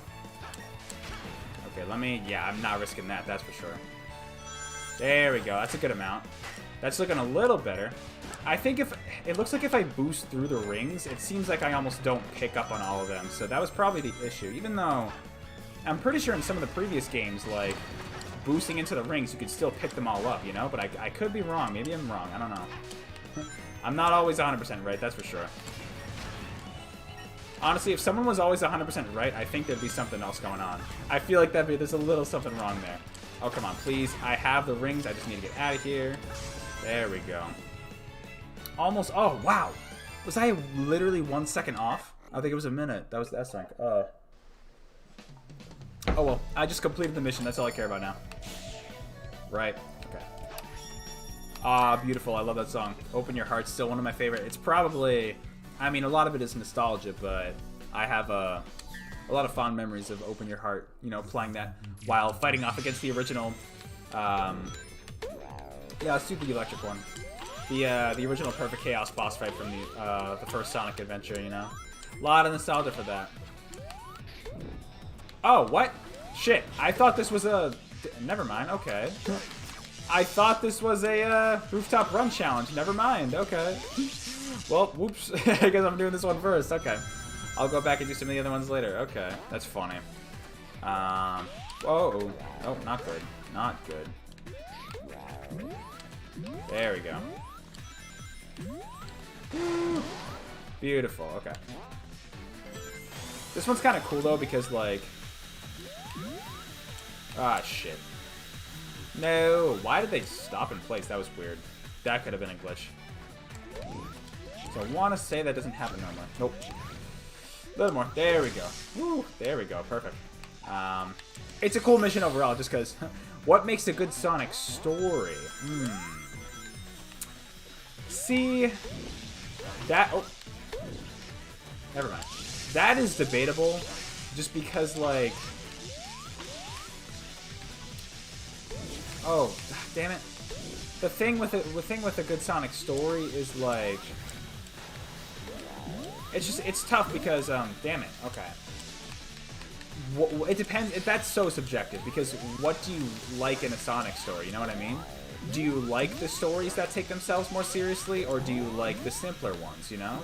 Because some people like the simpler stories. I mean, obviously, I think just a basic kind of idea is that good writing, right? Good writing would make a good story. Let's do, I like the electric shield better, so let's do that. Never mind, okay. Can I? There we go. So honestly, I think just good writing in general would make a pretty good story. You know what I mean? If your writing isn't good, then the story is just not going to be good. You know, that's just how it works. Oh, okay. I didn't know you could go in there. What the heck? We got the speed shoes. Can I just get out of here, please? There we go. A rank, maybe, possibly. Okay, no. Ah, where am I going? Okay, there we go. There we go. Ah, damn it. So close, but for me personally, like, it really, I mean, it all depends on the context of the story, the context of the game, right? It's just, there's really no, I feel like there's no, like, set defining rule, damn it, that makes a Sonic story good necessarily. At the end of the day, the one thing is just good writing, I would say, you know? Like, for example, Sonic Colors, like, I know that damn it, I keep missing it. I know the story is, like, aimed at younger kids, but it just, like, it still feels like they could have done something more, you know what I mean? They really could have done something more with the story there. The writing, like, a lot of it's due to the writing. Like, personally, I'm not a fan of the writing in Sonic Colors. It just feels, it feels pretty cringe. I'm not gonna lie, for a lack of a better way to put it. That's just kind of the way it feels. You know, it's just like, I don't know, some of the writing is just like kind of cringe there. But the plot is pretty basic though. Like, the idea behind the story is honestly, I guess, you know what, now that I'm thinking about it more, like, the story of Sonic Colors actually is pretty decent. Because I guess if I'm thinking about it more, right, the story is more about, like, the actual plot going on and everything, right? The game, I don't really enjoy the writing, just like the overly comedic effects that it has. Like, yeah, Sonic's supposed to have some comedic moments, but it's just kind of, it feels very forced. Pun definitely not intended, because that is not Sonic Forces, but it feels a little forced in Colors in terms of the comedic writing there. But the story itself is pretty solid, right? You got this all these aliens, this interstellar amusement park that Eggman pretty much takes over and builds and then uses their energy. Like, it's a pretty, the story concept is pretty solid there. Alright, can we come back, please? No? What? Since when? Okay, never mind. I just wasted a little bit of time there. Good to know. There we go. Also, can I just say, I know this is like a tiny, tiny detail, but it bothers me a little bit that the doppelganger icon in the modern Sonic stage as well is still the classic design. I know it literally does not matter, but like, just a little detail that I don't favor too much. But yeah, I mean, it all depends. So I guess I take back what I said earlier. I guess, you know, the writing doesn't fully dictate it. For the most part, I feel like bad writing will usually mean a bad story, but it's not always the case, you know? Sonic Colors is a good example of that, I would say. But then again, there are people who do like the writing of Sonic Colors, you know? It's aimed for a younger audience, so it's definitely not intended for, you know, my age. Not that I'm, like, old or anything. I'm not old, I promise. Well, getting there. Getting there.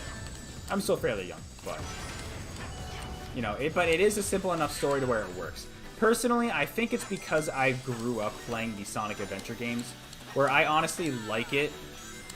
This buzzsaw always pissed me off. I hate this one specifically. There we go, we're fine. But because I think it's from growing up on the Sonic Adventure games, I honestly like it when the stories tend to go over the top and take themselves too seriously. There's some cases where it's good and some cases where it's bad. Like Sonic 06 is just, that's not good. But you've also got a human girl kissing a hedgehog, you know what I mean? So shit like that is kind of crazy. That story is completely all over the place, especially because it's managing. When you're managing multiple stories at once, that honestly, that tends to not work out too well. Like, the story in Sonic Adventure 2 even, like, there are a lot of moments of that story that just straight up don't make sense or are just absolutely bizarre. Like, why is there a rocket ship in a pyramid base? You know what I mean? Why is that there? That's just one example that literally comes to mind immediately. But there's small things like that that just can break a story, but it doesn't break that game for me. I'm just so used to it at this point. I'm just like, It's second nature. Oh yeah, of course there's a rocket ship in a pyramid. Why wouldn't there be, you know? But honestly, I think in terms of the split stories, the original Sonic Adventure... Oh, damn it, okay. The original Sonic Adventure does a pretty decent job, I must say. You know, I mean, obviously it's not all perfect. Like, Big is pointless. Big pretty much has... The only role that Big has in the Sonic Adventure story is, like, the fact that not even him, but Froggy swallows one of the Chaos Emeralds that, you know, Chaos needs to transform into a more powerful state, right? But, like, that's literally the only significance. And then he takes the Tornado 2 back down to his house where he can stay, and because of that, Chaos is able to retrieve the final Chaos Emerald that's stored in the plane. But that's literally the only significance Big has there, so... But the overarching story, honestly, in Sonic Adventure, I would say is pretty solid. And for the most part, I think they do a decent job of tying the characters into the story and making it work. You know, Big being one of the exceptions. Also, kind of Amy, because she has a similar situation to Big, where it's like the only reason why she's kind of significant is because of the bird that she's taking care of. You know, because otherwise, I mean, she really doesn't have much of an impact, you know? So, it's very... There's a lot of factors that go into a Sonic story, but honestly, it's very subjective. Like, if you're someone, like, unlike me, who actually, you know, if you prefer the simpler stories, like in the original classic games, where it's more like the gameplay comes first, and then there's the background lore behind the scenes, like, then more power to you. Like, I mean, I like those stories. It's not like I don't like those simpler stories. It's just, nah, I don't want to go this way. I need to go higher up there, actually. Okay. Yeah, I need to go way up. I think in order to get up there, though, I think I have to go all the way back here, unfortunately. It's already 8... Oh, wow. It's gotta be getting late. Crap. Okay. There we go. This is what I'm looking for. I accidentally did one of the other Planet Wisp stories first. Sorry, one of the Planet Wisp challenges first, but okay. There we go. Yeah, definitely gonna be a bit of a longer stream. Probably... I would guess at least 2.5 hours, but I don't mind getting through this. It's not worth doing another part of this game because I'm so close to the end as is. Oh, right, this one with the balloons, right. This, okay, you know what? This one used to really aggravate me when I was younger. I remember playing this one, but hopefully it won't be too fine here. I know near the end it gets a little bit tricky. You have to, like, bounce off of some of the balloons there, but... Yeah, Zero, sorry, I don't really have a phenomenal answer for you for making a great Sonic story, you know? I feel like that's a very subjective thing to ask, you know? So, depends on what you prefer, right? If you prefer the simpler ones, like the classic games, where the story's in the background, but it's there if you want it, you know, then you've got those options. If you like some of the more over-the-top ones, it really depends on what you like, but... Doesn't mean a story can't be bad. Like, if a story's bad, a story's bad. Sonic 06's story is bad. Like, did it have potential? Maybe. I don't know. I think Sonic Force's story had quite a bit of potential, and they really could have gone somewhere with it. And they did go somewhere with it in the IDW comics. Like, honestly, the story at the very beginning of the IDW comics, like, Ian Flynn did a really good job of picking up after Forces and making it actually, like, good, you know? Oh, this is why I hated the stage, because of these stupid missile guys. Now I remember. Crap, okay. Ah, nope. There we go. Perfect. Nice, okay. I remember really getting annoyed by that when I was younger. Okay. That stupid missile dude. Really tough there. Yeah, there's plenty of them here, too. There's even more. Look at them all. They're all over here. Get out of here, but... Sonic Forces honestly just had so much potential, and I think Ian Flynn really... realize that potential with the IDW comics. If you're a Sonic fan, honestly, I would recommend the IDW comics. If you like reading comics and you're a fan of Sonic, if you're looking for another story, it's pretty good. I mean, they're probably on what, like issue... I think they're getting close to issue 50 of the IDW at this point. It's been going on for a few years at this point. And I didn't read too much of the Archie ones, but I think the Archie ones were also pretty good. Oh, these stupid guys. Yes! These guys are terrible. There we go, okay. Though I remember that sequence was brutal, but I made it through, we're good. That's a tough challenge, actually. That's a very tough challenge. The fact that I somehow made that in one go is actually surprising, but yeah, to each their own, right? Everybody prefers a certain story, but certain stories can just actually be bad, you know? Sometimes dependent on the writing, sometimes just dependent on the story itself, right? It's just if it's not a good story, it's literally not a good story. I don't see how SEGA thought having a human girl kiss a hedgehog was a good story, you know? A good way to end the story. Just, I don't know what they were thinking. There were a lot of furries at SEGA during that time, I guess. It makes sense why Yuji Naka left during Sonic 06's development, because it was just like, you know what? I'm done with all these furries. Get the hell out of here. This is not what I signed up for. Poor Yuji Naka, and then he went on to make Balan Wonderworld, and we all know how that ended up, but I wasn't like fully sold on that game because I still haven't played Knights. I don't have a lot of nostalgia for Knights, and from what I understand, Balan Wonderworld is pretty heavily inspired from Knights specifically. You know, but it was never fully my thing, so I probably wasn't gonna buy into Balan Wonderworld to begin with, but I mean, especially after I heard all that stuff, you know? So, I don't know. I mean, is Yuji Naka, I don't know if he's going to continue to make games after this. I hope he does still try.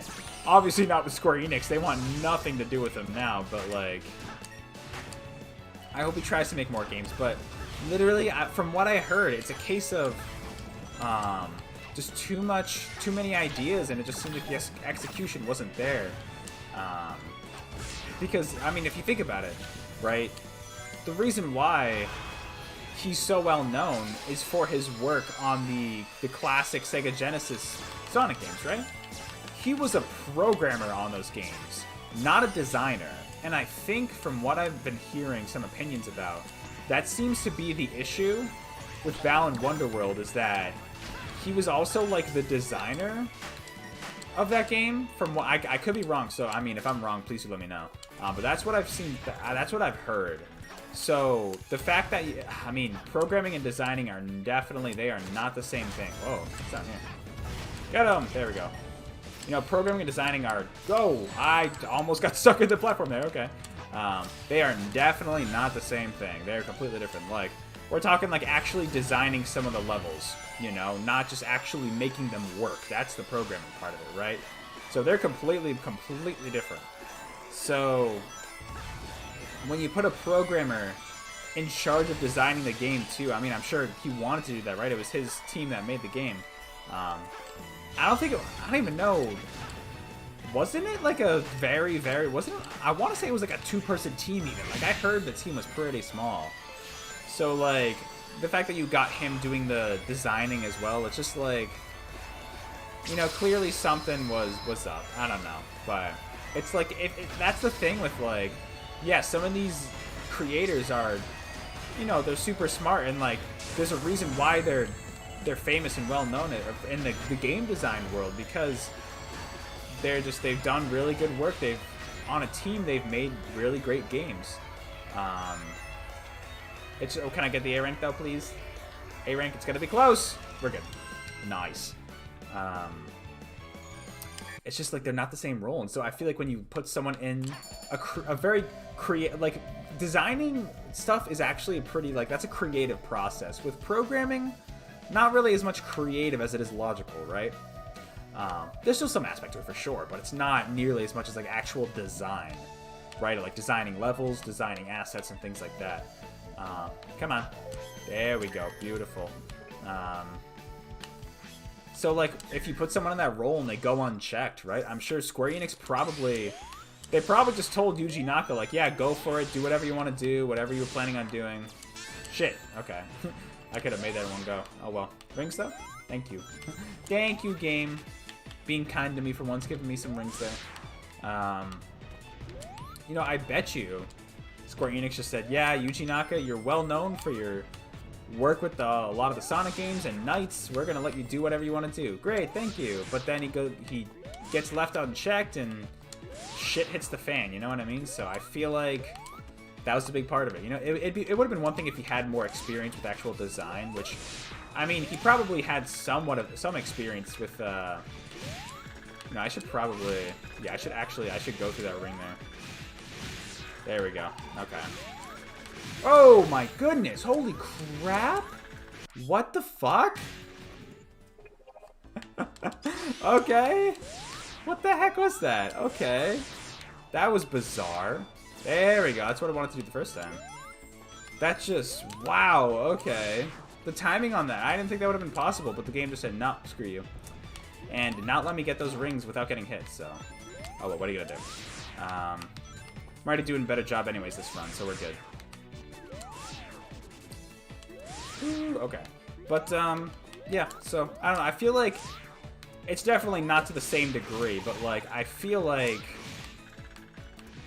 almost to, like, some extent, I feel like, you know, there's a somewhat similar situation. Obviously, like I said, definitely not to the same degree, but, like, with Miyamoto, they're moving so fast. They really are. They're moving super fast in this. I think some of these challenges, all the things tend to move a lot faster. What am I supposed to do here?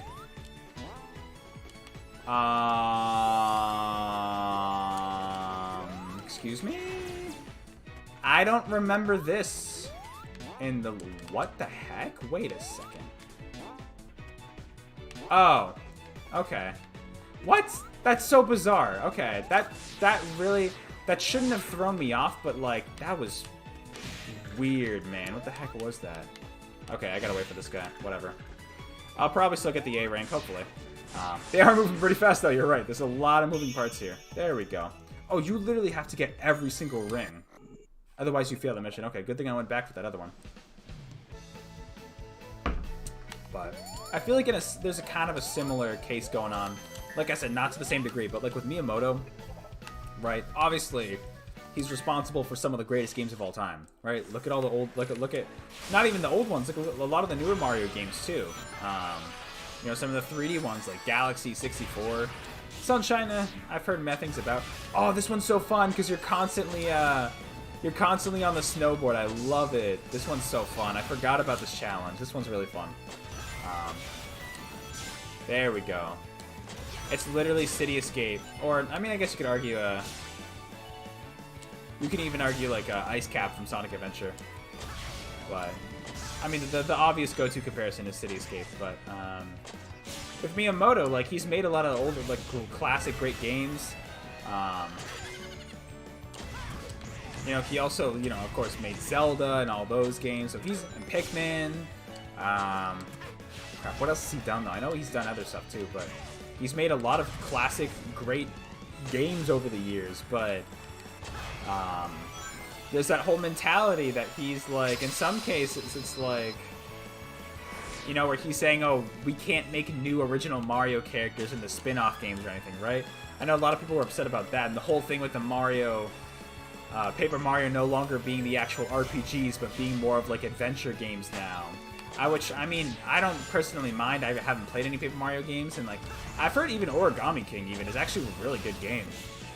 But it's just not an RPG, right? A lot of people, I know people still want that RPG experience from Mario, which, yeah, it's kind of unfortunate that it's no longer that kind of style. But things evolve over time. It's bound to happen, you know what I mean? It's bound to happen. Look what happened with Sonic. Sonic turned less into a momentum-based platformer and more into more of like an actual like high-octane, super fast kind of, I guess, that's still a platformer, but like not as honestly not as platform heavy as like some of the classic games, especially, right? Where you're kind of boosting over a lot over the place. So it's definitely it's a little different, but you know, evolutions like that are bound to happen. But from what I've heard, it still seems like, especially Origami King, I've even heard Color Splash actually isn't too bad on the Wii U. Charmy. Uh-oh. Charmy's gonna do some, I don't even know what he's gonna do. You got lots of tricks up your sleeve. Like what? Oh, the water things, right. Yeah, he does these, I don't even know what the hell these are supposed to be, but he does these little water things. Oh, there we go. Okay, I thought he fell off. I thought that was literally the end of the stage right there. I thought I screwed up. Would have had to start over again. What? Then what? What was the point of making me go up there? Okay. Yeah, I don't know why this is Charmy's ability. It's really weird. He's got these weird, like, bee things, too. I don't even know what these are supposed to be.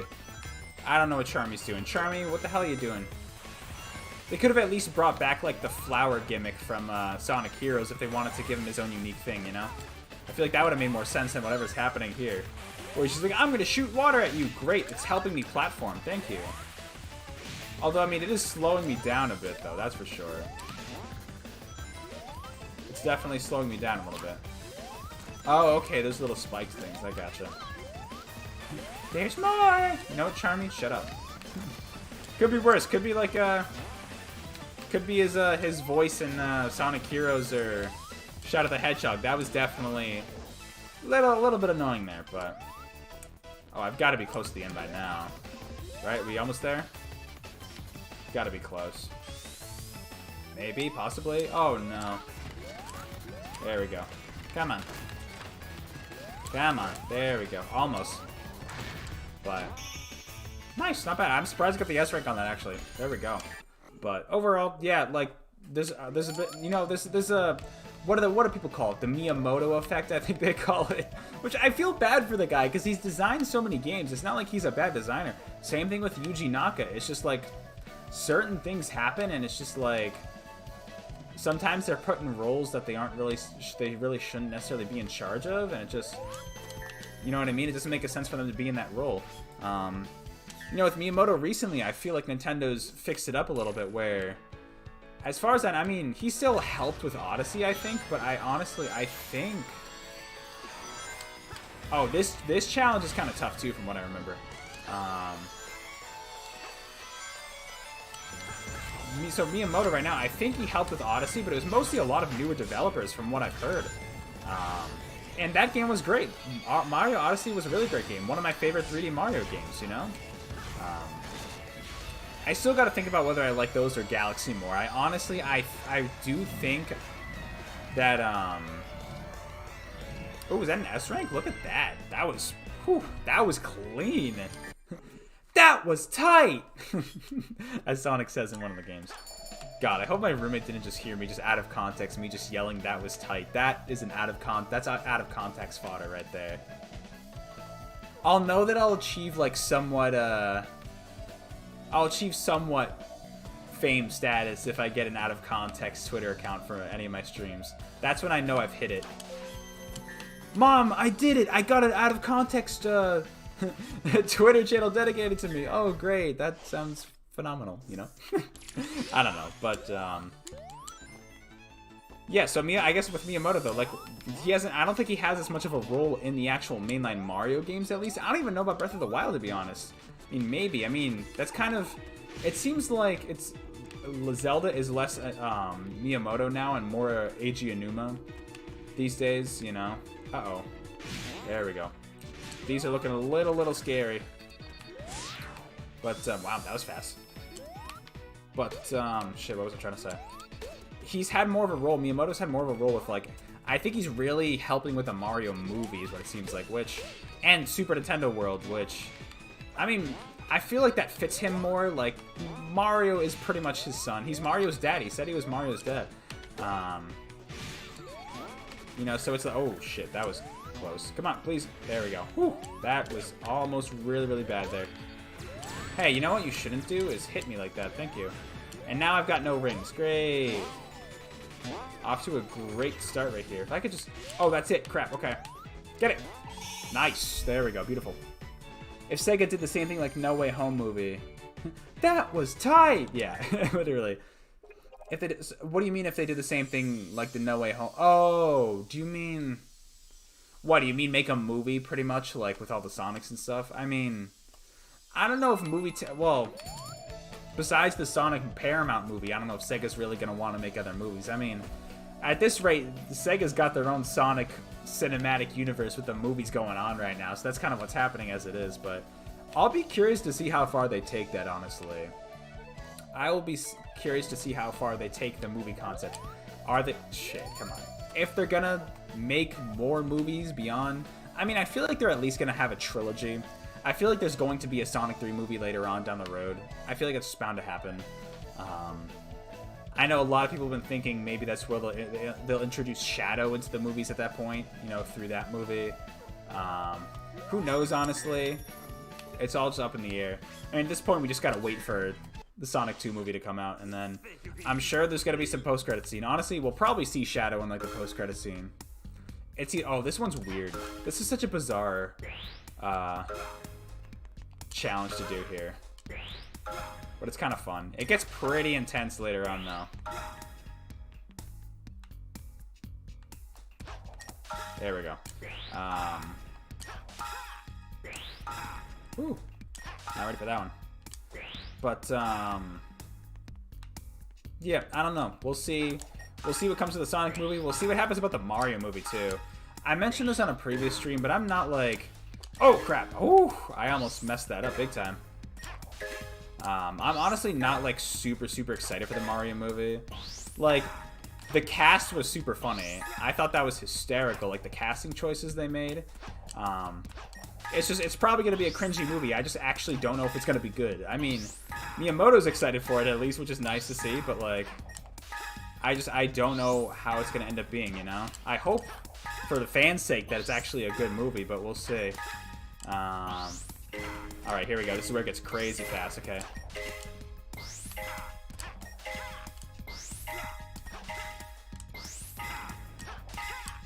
I gotta kind of concentrate a little bit at this part. Crap! There we go. That almost went right by me. No! Oh, shit. I almost messed that up. That was almost it right there. These platforms are getting in the way over here. Where are you going? Where are you going? I don't think so. Okay. That's what that one is. They throw you off for a loop right there. They really try to get you on that last one, huh? Hire Vector and he will be your DJ for the rest of your life. You know what? That wouldn't be bad. It would be cool to have a DJ, like, you know, narrate, do the soundtrack to my life, you know? That'd be pretty cool. I'd hire Vector for that. I feel like Vector would be a pretty good DJ, you know? I mean, hey, he's done... Well, I don't know if he's actually DJ'd before in the Sonic universe. It's funny, because, I mean... Oh, the one with Blaze, okay. Catch me if you can. The original concept for Vector, I guess, was... Back when SEGA, you know, was trying to... Back when SEGA was trying to... what am I trying to say? SEGA was trying to create the next mascot character, right? And, it was when they were still trying to figure out who they wanted to have. But they had, after they came up with Sonic, though, they had Sonic in a band, right? He had a band with multiple other members in the band, right? And, one of them was Vector. I think Vector was on the drums or something. Oh, that's why I can't go through there, because I can't, it's blocked off. That's great. Ah, man. Alright, Blaze, where are you? Do I literally just have to catch, I think I just have to literally hit Blaze. Oh, I almost had her, crap. That was it. That was it, no. Oh my goodness, that was literally it. I had Blaze literally right there. In the palm of my hands. Vector was buff back then, you're right. I mean, honestly, he's buff now, though. Like, if you look at his current design, he's pretty jacked, you know. He's pretty jacked right now. Hey, Blaze, you want to, like, not be in that area? Thank you. Come on. There we go. Okay. Ooh, and the S rank 2 still. That actually got close, but I got it. That one's annoying. Because the spike just controls like crap, it just makes that part really, really annoying. Where'd that music note go? I'm just going to wait for it to show back up here, but... It's almost 9 p.m. Eastern my time, so... Yeah, this stream's going to go on a little bit longer, but... Shouldn't be more than 2.5 hours. You know, which is fine with me. And we just... Ooh. Wait, what? Hold up, though. What? Hold up. Brutal. Why is this background so pretty? Hold up. I don't remember this. I don't remember this background. What the heck? That's super pretty. Is this even in Sonic Colors? Like the actual game? This is a beautiful background. Look at that. That's beautiful. I think I'm gonna cry. Putting a tear in my eye. Look at that. That's super pretty. With the pink sky and everything, with the pink fog. I don't even remember this being in... Then again, like I said, it's been a very long time since I've even played Sonic Colors, so it's been quite a while, but... I don't know, that just... Oh, I was supposed to duck through there. Cool. You know, I feel like the background looks really nice there, but... Vector's still buff now, though. He's still buff, but... It's kind of cool. Shit. Yeah, that was scary. There we go. Duck under there. Boosted right off the edge there. Beautiful. Oh, okay. Never mind. Never mind. No light speed dash that time. It's kind of cool that Sega goes back to a lot of their previous ideas for some of their characters. You know, like I don't know if they originally came up with the idea for Cream. I don't know if they did that because of one of the rabbits was like the rabbit was one of the original potential ideas for the Sonic character before, you know, they came up with the Hedgehog. I mean, it's possible they could have been inspired by that, but Vector was just straight up like actually Vector, which is funny. Oh shit! Almost made it through there. Look at that. Almost did it. There we go. Stomp my way down. Beautiful. Okay. A rank, but that's not bad. That was kind of a fun challenge. That was honestly, I was surprised how much I enjoyed that one. We're getting there though. I think we only have 3. Yeah, we have 3 more left. 3 more for each type of character, and then we can get we can move on to the boss fight, and then do the final boss after that. So we're so close. We're almost there. Ah, it's another one of these. Crap. Okay, this one's kind of annoying. Why did they introduce this challenge all the way at the end of the game, right? In both Crisis City and now Planet Wisp. I don't even think this was in any other stage before this. I mean, I get it's a little difficult, sure, but it's like you could have at least, for consistency's sake, you know, just had a little bit more of it earlier on. I don't know. But it's kind of a tough challenge, I guess, so it makes sense to have it later. But one thing I'm definitely interested to see more about, right, is I guess while we're on, it's topical. It's not like it's unwarranted, this topic discussion, but like Sega's been going on about this like super game, they call it. Now I think I've mentioned it like briefly on a live stream before, but supposedly there's like this, I think it's one specific game that Sega is investing like literally. I think there was something about like, I read something like an article today about like them investing like straight up like $1 billion in whatever this game could be. Like something absolutely, oh damn it, no. Eggman, get the hell out of here. I see you laughing over there. Get out of here. You know, it just like, crap, how do I get up there? There we go. I would like some time back, please. Thank you. There we go. Get the timer there. Just $1 billion for one game is a lot. I'd be curious to see what this super game is. Hey, if it's a $1 billion Jet Set Radio, by all means, here, let's have it. I know it's not gonna be, but oh wow, hold up. Did I actually make that? I actually got an S rank on that. I'm surprised. Is Savitar a cool name? I mean, 0 from first impressions are pretty solid. I think it's kind of a cool name. Why, is that like a username you're trying to come up with or something? Or is that, oh, is that like, is that one of the, is that like a character name for that, what was it, the Chaos Origin thing you were working on? Is that going to be an original character or something that you're making for that? It's a pretty cool name. I think it's kind of cool. Okay, what does Charmy do again? Oh, right, okay. Now I remember what Charmy does, okay. Creates these weird, like, whirlwind platforms. Right, okay. Okay, that kind of makes sense. Well, the physics don't make sense, but for Charmy's character, that's fairly solid. I just get vibes from this game that, like, they had no idea what to do with Charmy. You know what I mean? Oh, crap, no. Recovery? There we go. Almost screwed that up big time. That would have been bad. Okay, at least I could just spam it though and create more platforms. Oh, it's a character from The Flash. Oh, are you talking like The Flash, like the superhero?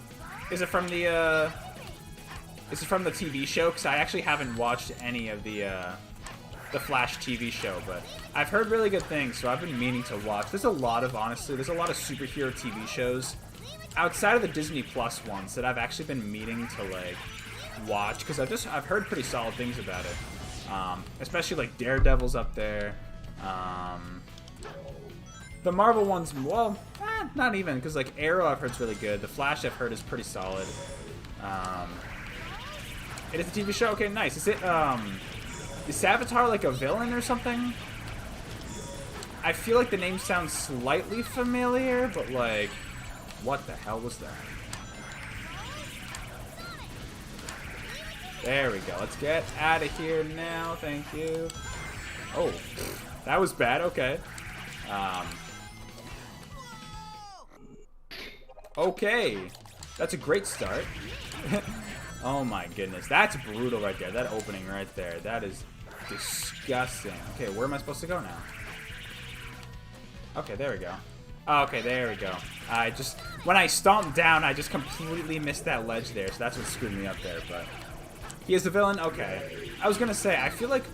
I know my roommates watched a bit of the Flash show, but I gotta watch it at some point. There's so many superhero shows I gotta watch. But it's like, honestly, TV shows I just really don't have a ton of time for these days. I really don't. I mean, The Witcher for me, The Witcher Season 2 is an exception because, I mean, I really, really enjoyed the first season of The Witcher, and Season 2 did not disappoint.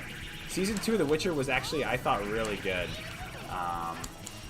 Honestly, a lot easier to follow than the first season, but the first season of The Witcher is what got me into the games, too. At least The Witcher 3, in terms of the games, but...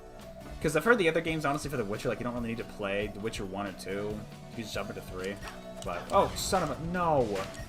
Great! Okay, go back, go back. There you go. Go back. Beautiful. There we go. You won't spoil it? Okay, thank you. No, because I haven't watched it before, and I probably will at some point. I want to say, though... No, you know, I might be thinking of the Arrowverse show, or the Green Arrow show. Because there was some show that I watched where, like, I know Black Canary showed up, and I want to say that was Arrow, though. I don't think that was the Flash. Although I've heard those shows kind of cross over a lot, so like it could have been the Flash too. I don't know, but you know what? I did watch an episode of the Flash at one point. There was like some.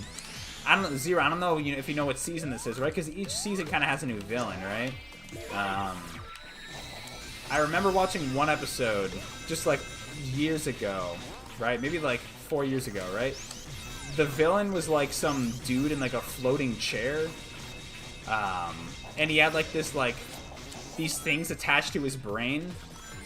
I don't think he was the Thinker, although he looked like he should have been the Thinker, the DC villain, but I don't think his name was the Thinker.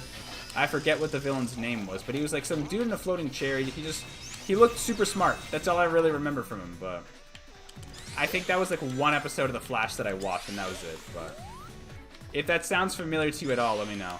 Yeah, that jump right there. There's something... Damn it. There's something about that ramp specifically that's just glitched out. I don't know what it is. But actually, I want to say that's happened with a few of the ramps in this game for me so far. Like I said, I do think it's the backwards compatibility. See, literally, this should tell you how long and annoying the stage is when the S rank is 6 minutes. Like, that's the time limit for the S rank.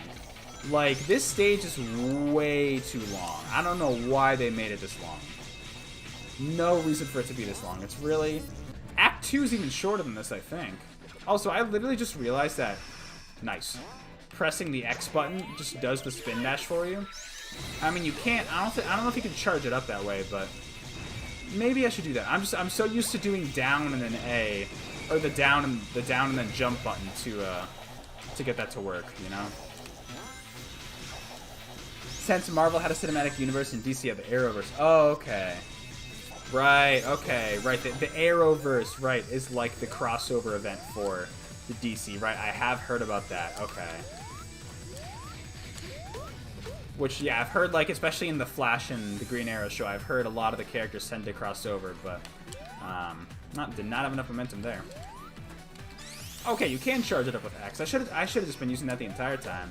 That would have been a lot easier. But, yeah, one of these days I'll get to it, but honestly, like, my priority for right now is probably... I mean, I gotta catch up on all the Cobra Kai seasons. Like, I've watched them before. I watched them early last year, but with my roommate, he introduced the show to me. But I wanted to catch up on all of them before watching season 4, because that came out a couple weeks ago. And I've heard it's pretty solid, so... never watched any of the Karate Kid movies, but the show is actually... It's pretty good. I like the show a lot. It's a fun show. It's like... it's cheesy in all the right ways. Like, it's one of those shows that takes itself way too seriously, but it's like, it makes sense for the kind of show it is, you know, so. But I gotta watch that. I gotta watch, Daredevil's definitely up there for me right now, just in terms of, like, shows to watch. Because I've heard it's one of the better Marvel Netflix shows, so. Gotta watch that one. I mean, then whatever other Marvel shows they come out with. I want to say Miss Marvel's next, but I could be wrong. I don't know. I'll have to see. I'll have to see, like, the plan. They have, like, a whole schedule listed somewhere, but you don't know if you can use the name Savitar. What do you mean by use the name? Are you talking, like, what, because of copyright stuff, or? Because I'm not sure, like, what are you using the name for? Is it for the, is it for, like, a fan project you're working on? Is it just, like, a username, or?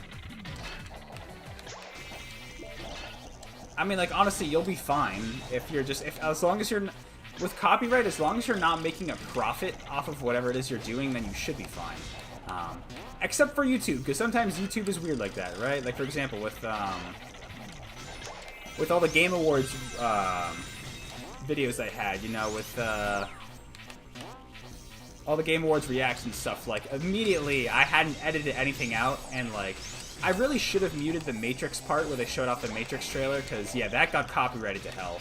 So YouTube videos is different, but, I mean, honestly, it depends on what you're using it for, because if it's just, like, a little fan project you're doing it for, then I think you'll be fine, right?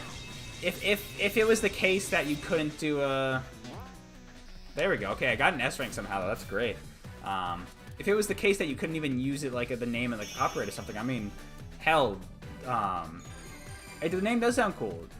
You know, like, if the copyright applied in that case, though, then literally, like, you wouldn't have people with usernames, like, I don't know, like, some people are, like, Classic Sonic fan. Like, that would be copyrighted, you know what I mean? So it's, like, I mean, if you really wanted to, if you wanted to just be careful about it, I mean... Like I said, it all depends on what you're using it for, but if you wanted to be careful about it, I would say maybe change, like, some of the letters or something so it's not exactly the same. Like, I'm trying to think, Savitar. You could, like, I don't know, I'm trying to think of a good way to change it. You could think of something for sure to, like, change it up. It does sound cool. You know, make a name that actually maybe sounds, like, very, similar. That was weird. That was very, very weird. You could do a name that sounds pretty similar, but just not the exact same thing, for example, you know? But, like I said, it all really depends on what you're using it for at the end of the day. You know what I mean? If it's just, like, a username, or honestly, if you're just using it in, like, a fan project, I don't see that being an issue. Oh, crap. Okay. Did not expect that to happen, but there we go. Woo! Okay. Glitching out a little bit, but we're cool. I will agree, though. The name does sound cool. It's a pretty cool sounding name, so. Go with your gut on that one. Whatever seems right to you. Okay, can I get up? Maybe? There we go. Beautiful. We're going to Google names? That's funny. Just to see if, like, nothing's taken? That's fair. That is fair. Like I said, if it's a fan project, you're probably fine. You don't have to worry about any of that, but, like... Because honestly, like, and here's a... It's honestly... It's kind of tough to be original these days, especially when you have, like, so many pieces of media coming out between movies, TV shows, comic books, video games, even music to some degree. Like, all these, like, pieces of media where in entertainment, books, you know, where it can be really tough to come up with an original idea sometimes. Like, to be honest, part of me's... Oh, shit, okay. Part of me's always wanted to change my username away from Mega Amster because, like, it was just some stupid name I came up with in high school. And I know it's not a good name at all, but, like, it just kind of stuck because I haven't come up with anything better. But, like, it's also a case of where, like, there's literally nothing else called Mega Hamster out there, so I'm probably good. Understandably so, though, because it's not a very good name, honestly. But if I ever rebrand, I'll change the username. Oh, crap. Oh, what? No, crap. I had that. Shit. I didn't think I made that. I freaked out. Damn, this is a tough one. Okay. I completely freaked out up there. I did not think I made it up there. These cards come flying out at you. There we go. There we go. Now we're getting somewhere. Yeah, I'll take the B rank. Oh, it's whatever. It's whatever. But yeah, anyway, I think I was talking about the SEGA Super game, then I stopped for a while, but I'm curious to see what the hell that thing is. I have no idea what it's going to be. You know, I genuinely don't know what's going to happen with that game. We'll have to wait and see. You know, it sounds like it's going to be some weird, messed up thing. Like, honestly, I'm not expecting it to be good at whatever it is. It's probably not going to be great. One more challenge left. Here we go. I just make it over that. That would be great. Oh, damn it, man. Oh, there's the key. I do need the key, actually. Yep, I know. Great. Can I get back up there, please? Somehow? Would that be possible? Thank you. But yeah, that super game, I don't know. It sounds like, yeah, it sounds super ambitious, which, I mean, it's good to have ambition sometimes, but it honestly sounds like too ambitious. Like, I have no idea. I don't know what the hell it's going to be about, but apparently they had to get help from Microsoft for, like, oh, there. What was that? I hope you didn't hear that audio there, because that was completely glitched to hell. Holy crap. What the hell, dude? Wow, okay. That was bizarre. Hopefully that didn't come through on the, hopefully that was just the controller. Hopefully it wasn't, okay, stop dropping bombs, thank you. Hopefully that didn't get through on the capture card either, because that was gross, whatever that audio glitch was. I do have a villain name called Dr. Maniac. Okay. Yeah, see, that's pretty solid. That's a pretty solid, honestly, when I hear Dr. Maniac, I think of, like, something like Eggman or Dr. Wily from Mega Man, you know? Something along those lines, which I'm assuming you're going for, in which case, that's pretty solid, you know? That is pretty solid. Okay, can I please get out of here? Nope. Okay, never mind. Damn it. Let's try it again. There we go. Okay. This is going to be annoying, for sure, but... They're dropping bombs. Literally, there's so many bombs flying all over the place, and I'm trying to destroy these capsules. That's the whole objective of the stage. At least it's not collecting rings again, because collecting the rings with this little drone dude just dropping bombs on you is so challenging. And honestly, it just gets kind of annoying.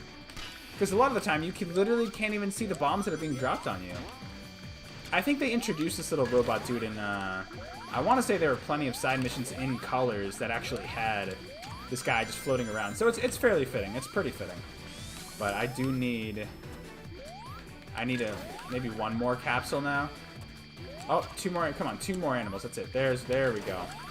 We're good. Now I just got to get to the goal. Let's get out of here. I was going to say, don't you dare drop a bomb on me while I'm right there. There we go. We're good. A rank. There we go. But he's not a Sonic villain. Yeah, it sounded like a kind of Eggman, Dr. Wily style villain. So at least that's the first impression I got based off of just the name. But obviously, the villain's what you make of it. It's how you actually like write the character. So that's what matters at the end of the day. So okay, that was the last classic mission though. Let me get that stupid music note. Once it shows up. Oh my goodness. It's so hard to tell where these music notes are gonna go. So I used to like chase them down, and it's just like so annoying that way. Okay, there it goes again. No, that's gotta be like the Bluetooth connection with the headphones plugged into the controller. There's no way that's coming in. I hope it's not. I'll watch the VOD tomorrow and see if that's the audio coming through in the capture card, but I doubt it. It wouldn't really make any sense for it to be that, but here we go. This is finally the last challenge mission. Or I think I'm just using Rocket the whole entire time to just get through this part, I think. Right? I'm pretty sure if I remember this challenge correctly, you just climb the tower and get through this part. There we go. Rocket! Ooh, okay, there we go. And then we gotta do the final, we gotta do the final boss, but first we gotta do the area boss in this game, so that'll be coming later. But, okay. It's probably going to be even, yeah, it's going to be more than 2.5 hours. Shit. Okay, whatever. Whatever. What are you going to do?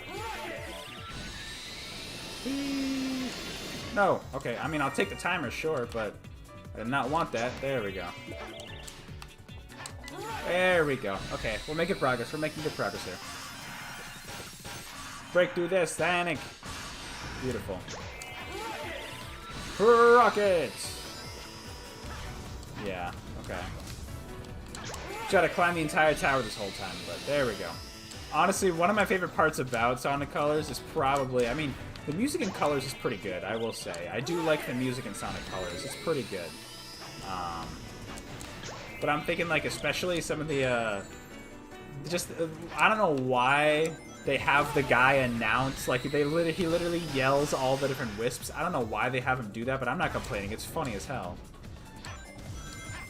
You know, I think it's super funny, so. Like, I want to know what the original, I'd be super curious to know what the original motivation for that was.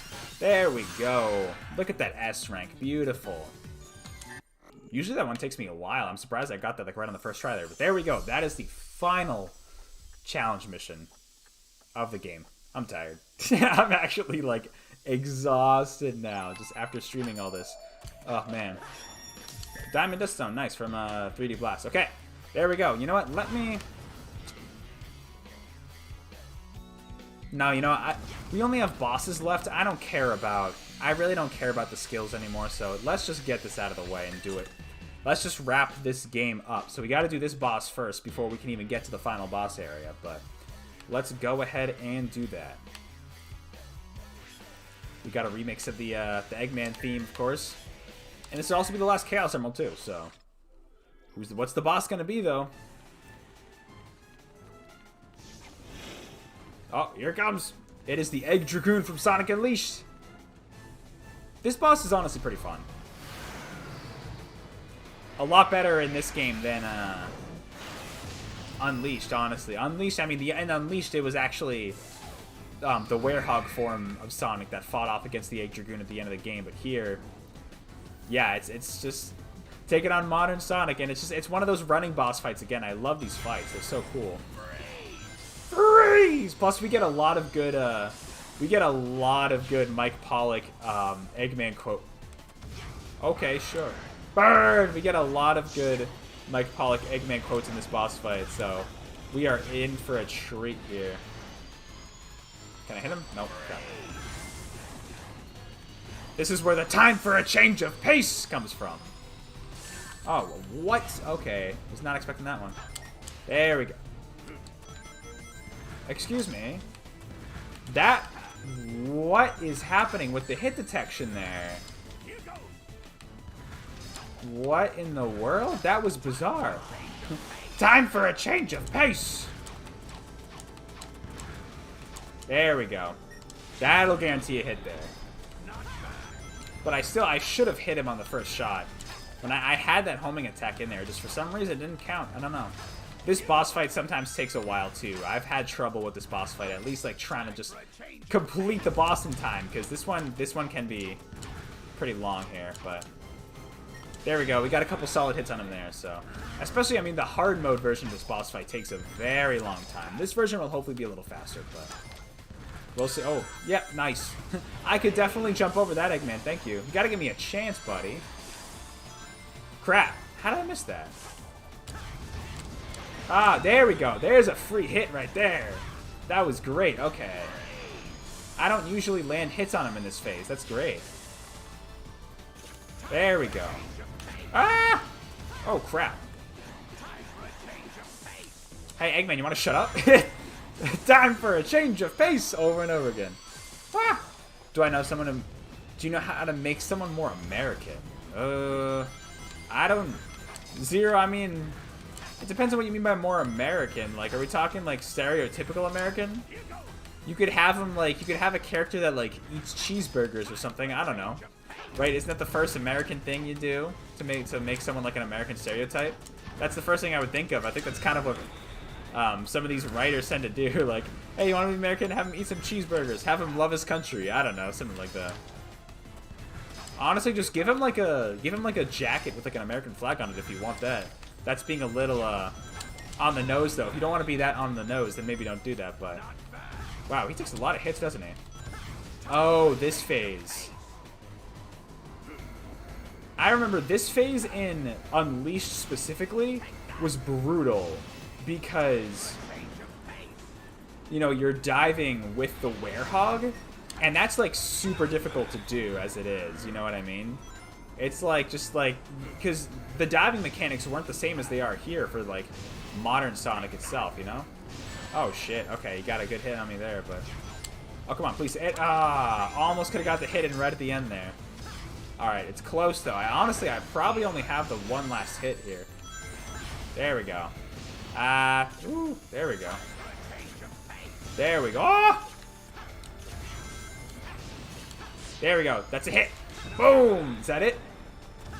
It's gotta be close.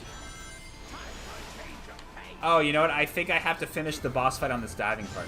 Have him Superman powers and change the name and costume. Yeah, I guess that works too, actually.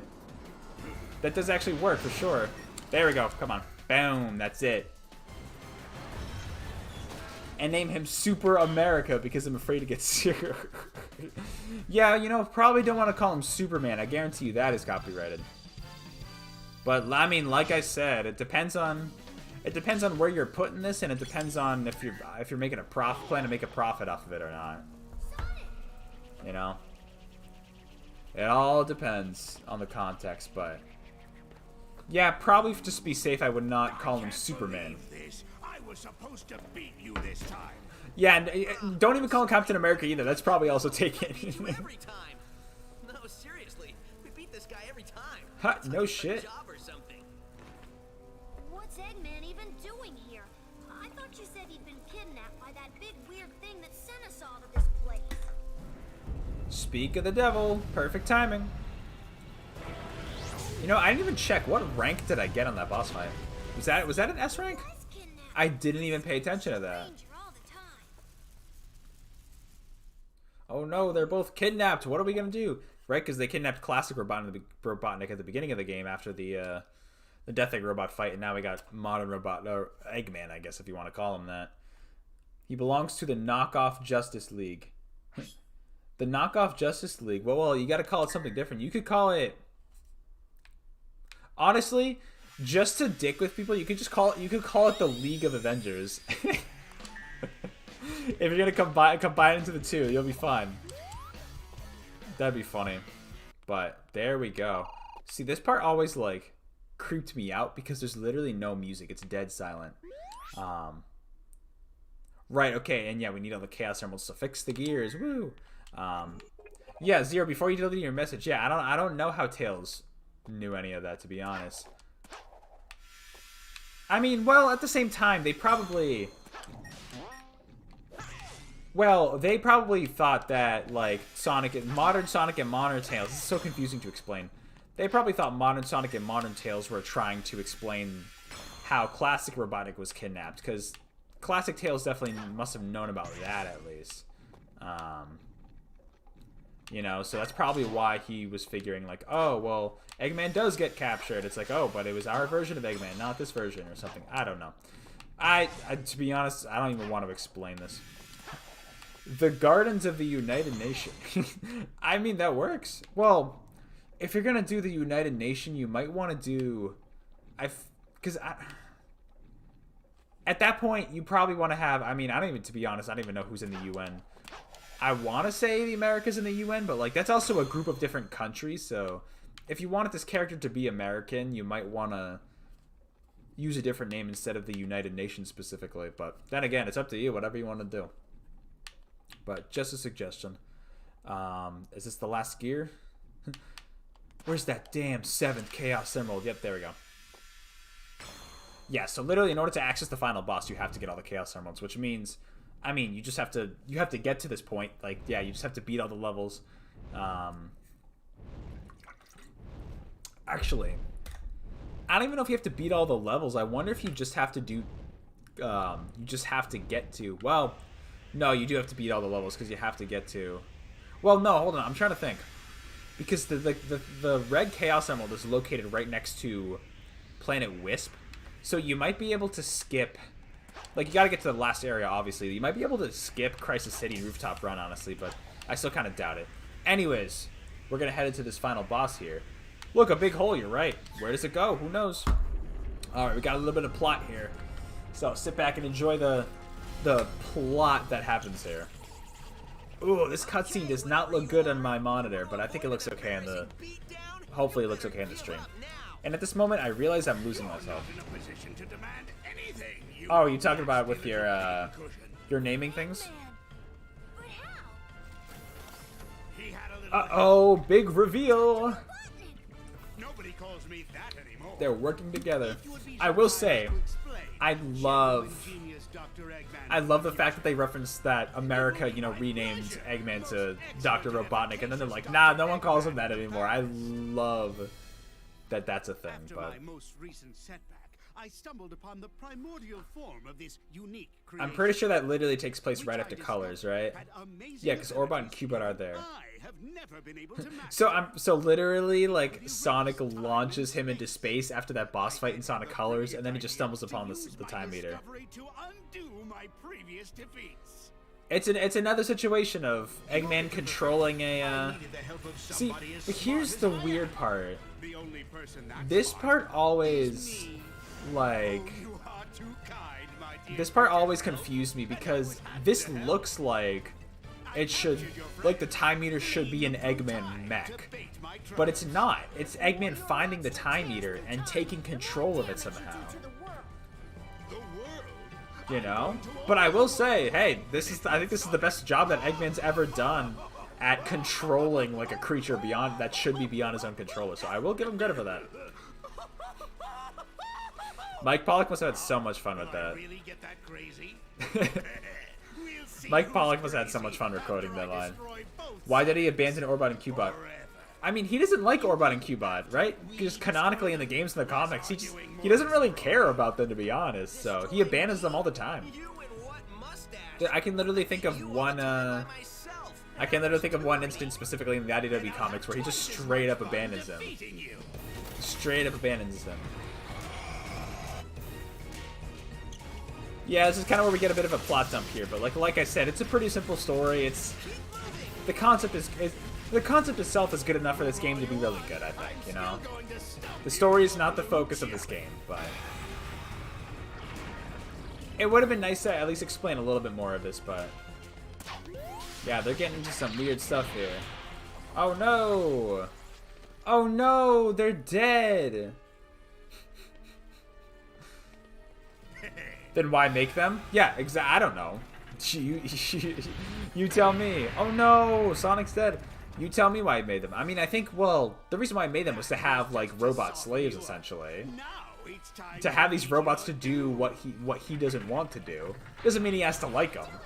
You know, he didn't build these robots because he likes them. Not you. Now we have two fat. Yes. You can win, Sonic. You've got this, Sonic. Hey, they are insignificant. You've got the Ah, this is so cheesy. We're with you guys. This is so cringy. You, Sonic. Don't give in, Sonic. All the friends come in and say, "Do it, Sonic." You can win, Sonic. You always do. You know who also wins? You guys, if you actually helped them. Nope, instead they're just literally gonna talk during the entire boss fight. Time to scramble some Eggman, Super Sonic style. Yeah, this is a cool detail about, because this classic Sonic is literally ripped from Sonic 1. So he's never gotten Super before, so he has no idea what the hell's happening here. But now we are in here. Let's do this final boss. Yeah, literally, what? Are you talking about the... Yeah, are you talking about the characters? Yeah, they're not even helping Sonic. I don't know. They should be helping Sonic. I don't know why they aren't. But this boss fight, though, is really not good. This final boss fight is, like, actually really not great. It controls very weirdly, and it's just, it's so bizarre. It's really not a great boss fight. You literally just have to keep, like, boosting like this, and it's really weird. I remember the... Ooh, crap, okay. Yeah, I'm already really not doing good here. But, like, see, I don't even know what aiming... I don't know what holding down that button even does. I don't know what this does. Like, literally, this boss fight is super, super weird. I'm not a huge fan of it, to be honest. But the 3DS version of this boss fight is actually pretty solid. It's just, this one specifically is just so... I don't know, very weird. The control's a little off for some reason. Yeah, and then you gotta switch between the two characters in order to, like, yeah, you gotta, like, it's an interesting idea, but the control's really off. It's really weird.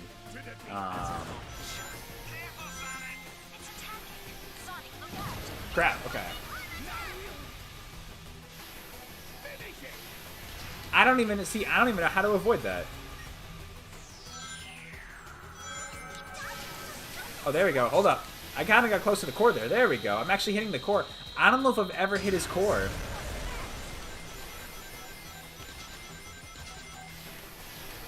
You've got the power of my AS. What do you... Zero, what do you... I actually don't even know what you're talking about in the chat, to be honest. Sorry. There we go. Okay. You're doing okay. I mean, I don't think they really have the power of Sonic's ass right here, because, to be honest, I don't think Sonic really has an ass, but I don't want to think about that. See, I'm really not sure what charging up those characters actually does. Get through there! Boost through. There we go.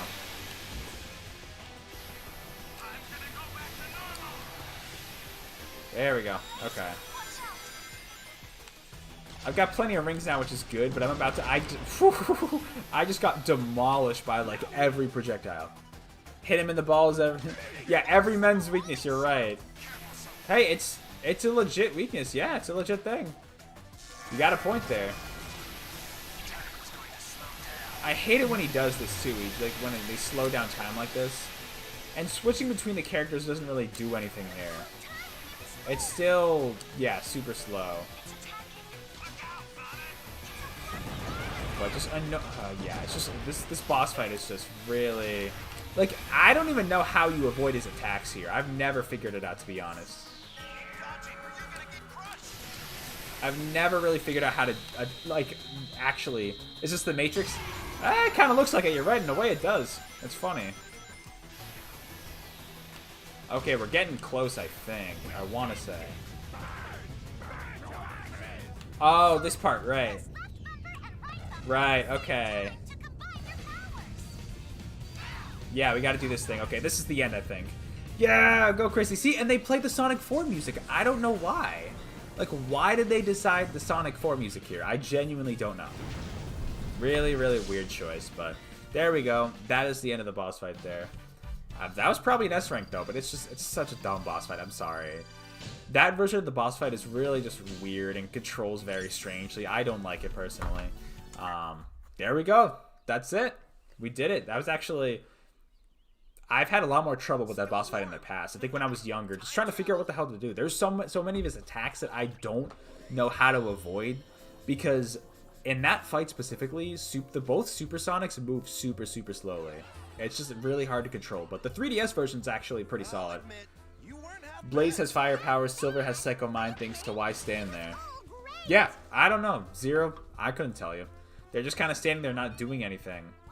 They could actually, they could probably do some damage.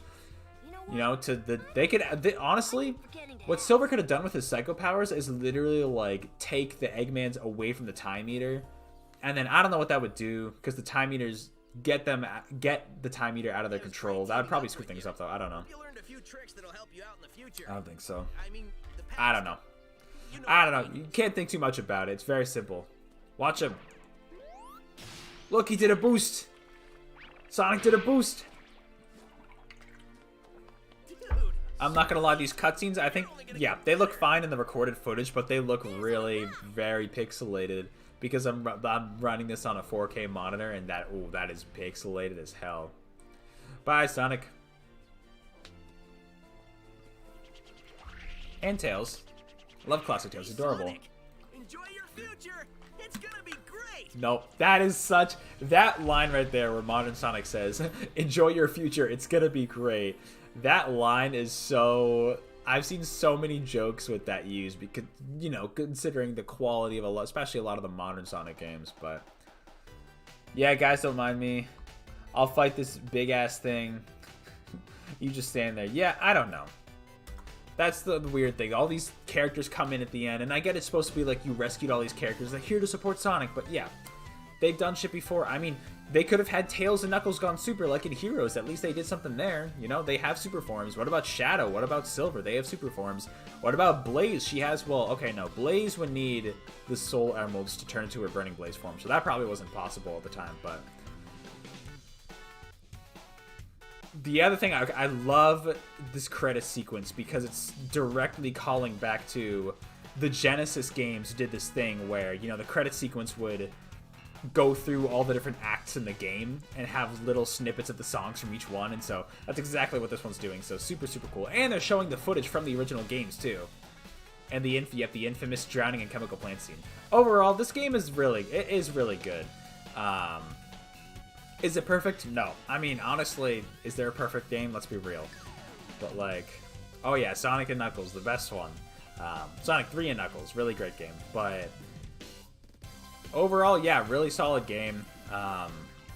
There were some things, I want to say it was the backwards compatibility, playing it on the Series X, that there were a few things that were kind of glitching out a little bit that I noticed during the stream.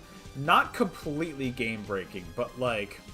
There were a few things, I swear that was not in the original 360 version. I would have noticed that.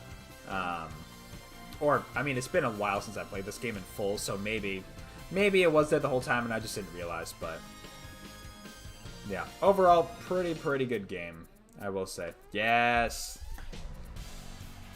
We love Sonic Adventure. We stand Sonic Adventure in this household. I'll sit through the credits, I don't mind. This music, it's great music, might as well, but... Yeah. Enjoy your future. Don't lie to me, you bit. Literally, yeah, that's what, it's funny because it's like, I mean, okay, like, here's the thing, right? As a Sonic fan, I find enjoyment out of most of the games, right? A lot of the games, yeah, they're not good, but there are some good ones here and there. This is an example of a good one. This is a very good game overall. To be honest, I would call this the last... I'm trying to think. Well, no, okay, no. Well, Mania, obviously, Mania, but besides, like, this is the last good modern Sonic game, I think, personally. Like, Lost World's tough. It's just... I remember I was hyped for Lost World way back in the day when they first were announcing it, but, like, just the game itself is just very... I don't know. However, I did originally I played the 3DS version, and I played the Wii U one, but my friend actually bought it for me on Steam. I sold my Wii U copy a while ago. I just did not like playing Sonic Lost World on the gamepad. Maybe I'll have a new appreciation for that game. It just feels too experimental for me personally, which is why I don't really consider it a great Sonic game. And then Forces is just, it's not a good game. I had some enjoyment out of it for sure. I honestly like a lot of the music, and I'm one of those people like that actually enjoys the custom avatar stages the most in Sonic Forces, which I know is a weird take, but I do. I genuinely do. Classic Sonic just feels off, and then modern Sonic is just kind of nothing special, just the standard same old, but you like the animation of, like, yes, oh yeah, and like Sonic Lost World is a beautiful looking game. The cutscenes look amazing. It is a beautiful game, honestly. Like, it's the best looking Sonic game in the last 10 years, I'd say. You know, the art direction's actually really good. But just the overall gameplay mechanics I'm not too hot on personally. But I know that game has its fans. And I don't blame them for liking the game. It's solid, you know? It's an okay game. I will say it's okay. Just some of the mechanics don't really appeal to me personally, but it is what it is. But Mania was great. I mean, this game's great. Sonic Colors I used to say was great, and I probably will say the DS version's great, but I honestly think I like the Nintendo DS version more than the Wii version.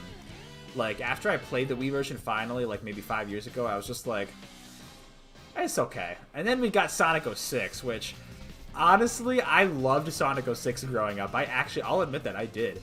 Like, I kind of have a little bit of a soft spot for it. It's not a good game at all, for sure. But, like, I don't know. It's like, I enjoy the broken parts of it, you know? Especially like in Sonic 06 when you play as Sonic and you get access to some of those colored gems, those weird things. Some of those gems break the game completely. Like there's the one that you can throw across the map and then you just teleport to that location. There's one that slows down time, you go super fast. The final one like shrinks you to a tiny size, you can just infinitely jump around. Zavok, more like Bowser. No, I mean, kinda, pretty much, yeah. It's literally, it is literally, like, you joke about that, but there's no way Sega and Sonic Team didn't have Mario in mind when they were making Sonic Lost World. Like, there's way too many similarities. There really are way too many similarities. Like, people say that Sonic Colors copied Mario Galaxy. No. Lost World, yes. Just in terms of gameplay mechanics and design, yes. And literally, you say Zavok is literally Bowser. He grows huge at the end of the game. There's this whole sequence where you have to escape him. It's just... I don't know, man. I don't know. The Deadly Six... Okay, oh, there's another good example of really bad villains. The Deadly Six. Like, they kind of have motivation to be evil because Eggman tries to control them, so I can understand them trying to fight back against Eggman. But they're just like... They don't explain the lost hex in that game. Like, why is it there? What are the what are they called? The Zeddy? Is that what they're called? The Yetis? The Zeddies? Why are they there? Like, what's going on? It's just, there's no explanation for those villains, and that there needs to be some explanation for certain, I think, villains to be where they are. You know what I mean? They need to feel like they fit in the environment they're in, and the Deadly Six don't. They're just there to be villains, you know? Zavok's the closest one that gets to be an okay villain, but even then he's not that good. He's just the leader of them all. And especially, the Deadly Six have such one-note personalities. Hey, look at that Sonic Adventure opening. They have such one-note personalities, it's absolutely ridiculous. It's kind of crazy. Yeah, they really didn't, I mean, they really didn't have a reason to kill Sonic. I don't know if did they think he was, like, fighting with Eggman? Like, I don't know. Like, I genuinely do not know. But really weird overall. Okay, this is cool because I'm pretty sure they recorded, that is actually a crowd from, I don't know, might have been like Sega Joyopolis or one of the Sega events where they actually had a crowd say that for all the Sonic characters. Oh, I forgot about the ending here. I forgot about this. It's funny. I completely forgot this was in the game. Sure you saw a door over here? It's a small little detail. They are stuck in a timeless void. Over here. Well, I know it was one of us. Shut up and keep looking. See what I want to know. How does Eggman eventually get out of here? That's what I want to know. I guess they're variants of this timeline. How they're variants of the Sonic universe. They they went off the Sonic timeline, and then as a result, they're stuck in this infinite void. And it'll be the exact same time when you ask just Mike Pollock talking to himself over and over again. Let me just say that this was a brilliant plan that you came up with. Don't get too self-righteous. Your plan pretty soon. I'm gonna dedicate the rest of my life to it's fun. This is funny. I wish there were more moments like this in this game. Win? It depends on your definition of win. Beating Sonic. Oh, well then no. Wow, something's glitching in the background. Maybe that's just my monitor. I have no idea. Maybe I'll go back and get my teaching degree. That's not a bad idea. Going back to the Zeddy though, Ian Flynn does a decent job of actually utilizing the characters. Nice, okay, now you can become Supersonic whenever. Ian Flynn does a pretty good job of utilizing those characters in the IDW comics, I will say. They don't get too much of personality, to be honest, because they never have. It's hard to give characters like that personality, but anyways, I'm tired. That's gonna do it for the live stream here. So I was not expecting this to go over 2.5 hours, but it did. Anyways, that's the end of the game. Got through the game. It's all good. It wouldn't have been worth doing a separate stream for the finale. Eggman's gonna be a teacher. Yeah, hey, I would sign up for a class with Professor Eggman. Are you kidding me? I would totally take a class with him. I don't know what he would teach. What would he teach you? Would he teach you how to boil eggs? Hey, Sloshical. Hey, no worries at all. You missed the. It's okay. It's okay. You literally showed up at the end of the game. I wouldn't normally be streaming now, but it's just it's so late. The game went on a little later. But Sloshical, since you're actually here though, I will be streaming Donkey Kong Country 2 on Thursday night. So if you're interested for that game, I'll be streaming that because I am done with Sonic Generations. But anyways, thank you all for tuning in. If you did, I appreciate the last minute stop by Sloshical. Zero the Hedgehog, thank you for tuning in for all these streams. I do appreciate that. I know Alejandro was here for a bit in the last stream, so thank you again. Like I always say, I always appreciate it. I don't know how to end this because I'm just really tired now, and I want to go to sleep, honestly, but that's going to be that. So, yeah, I'll see you later, Sloshical. And for the rest of you, take care, and I will see you on another video or live stream. Have a good night, or whatever. I keep saying that. Whatever time zone you're in, have a good day. You'll be there. Hey, good to hear, Zero. Thank you. I appreciate the views. Anyways, have a good day, all of you. I will see you later. Take care.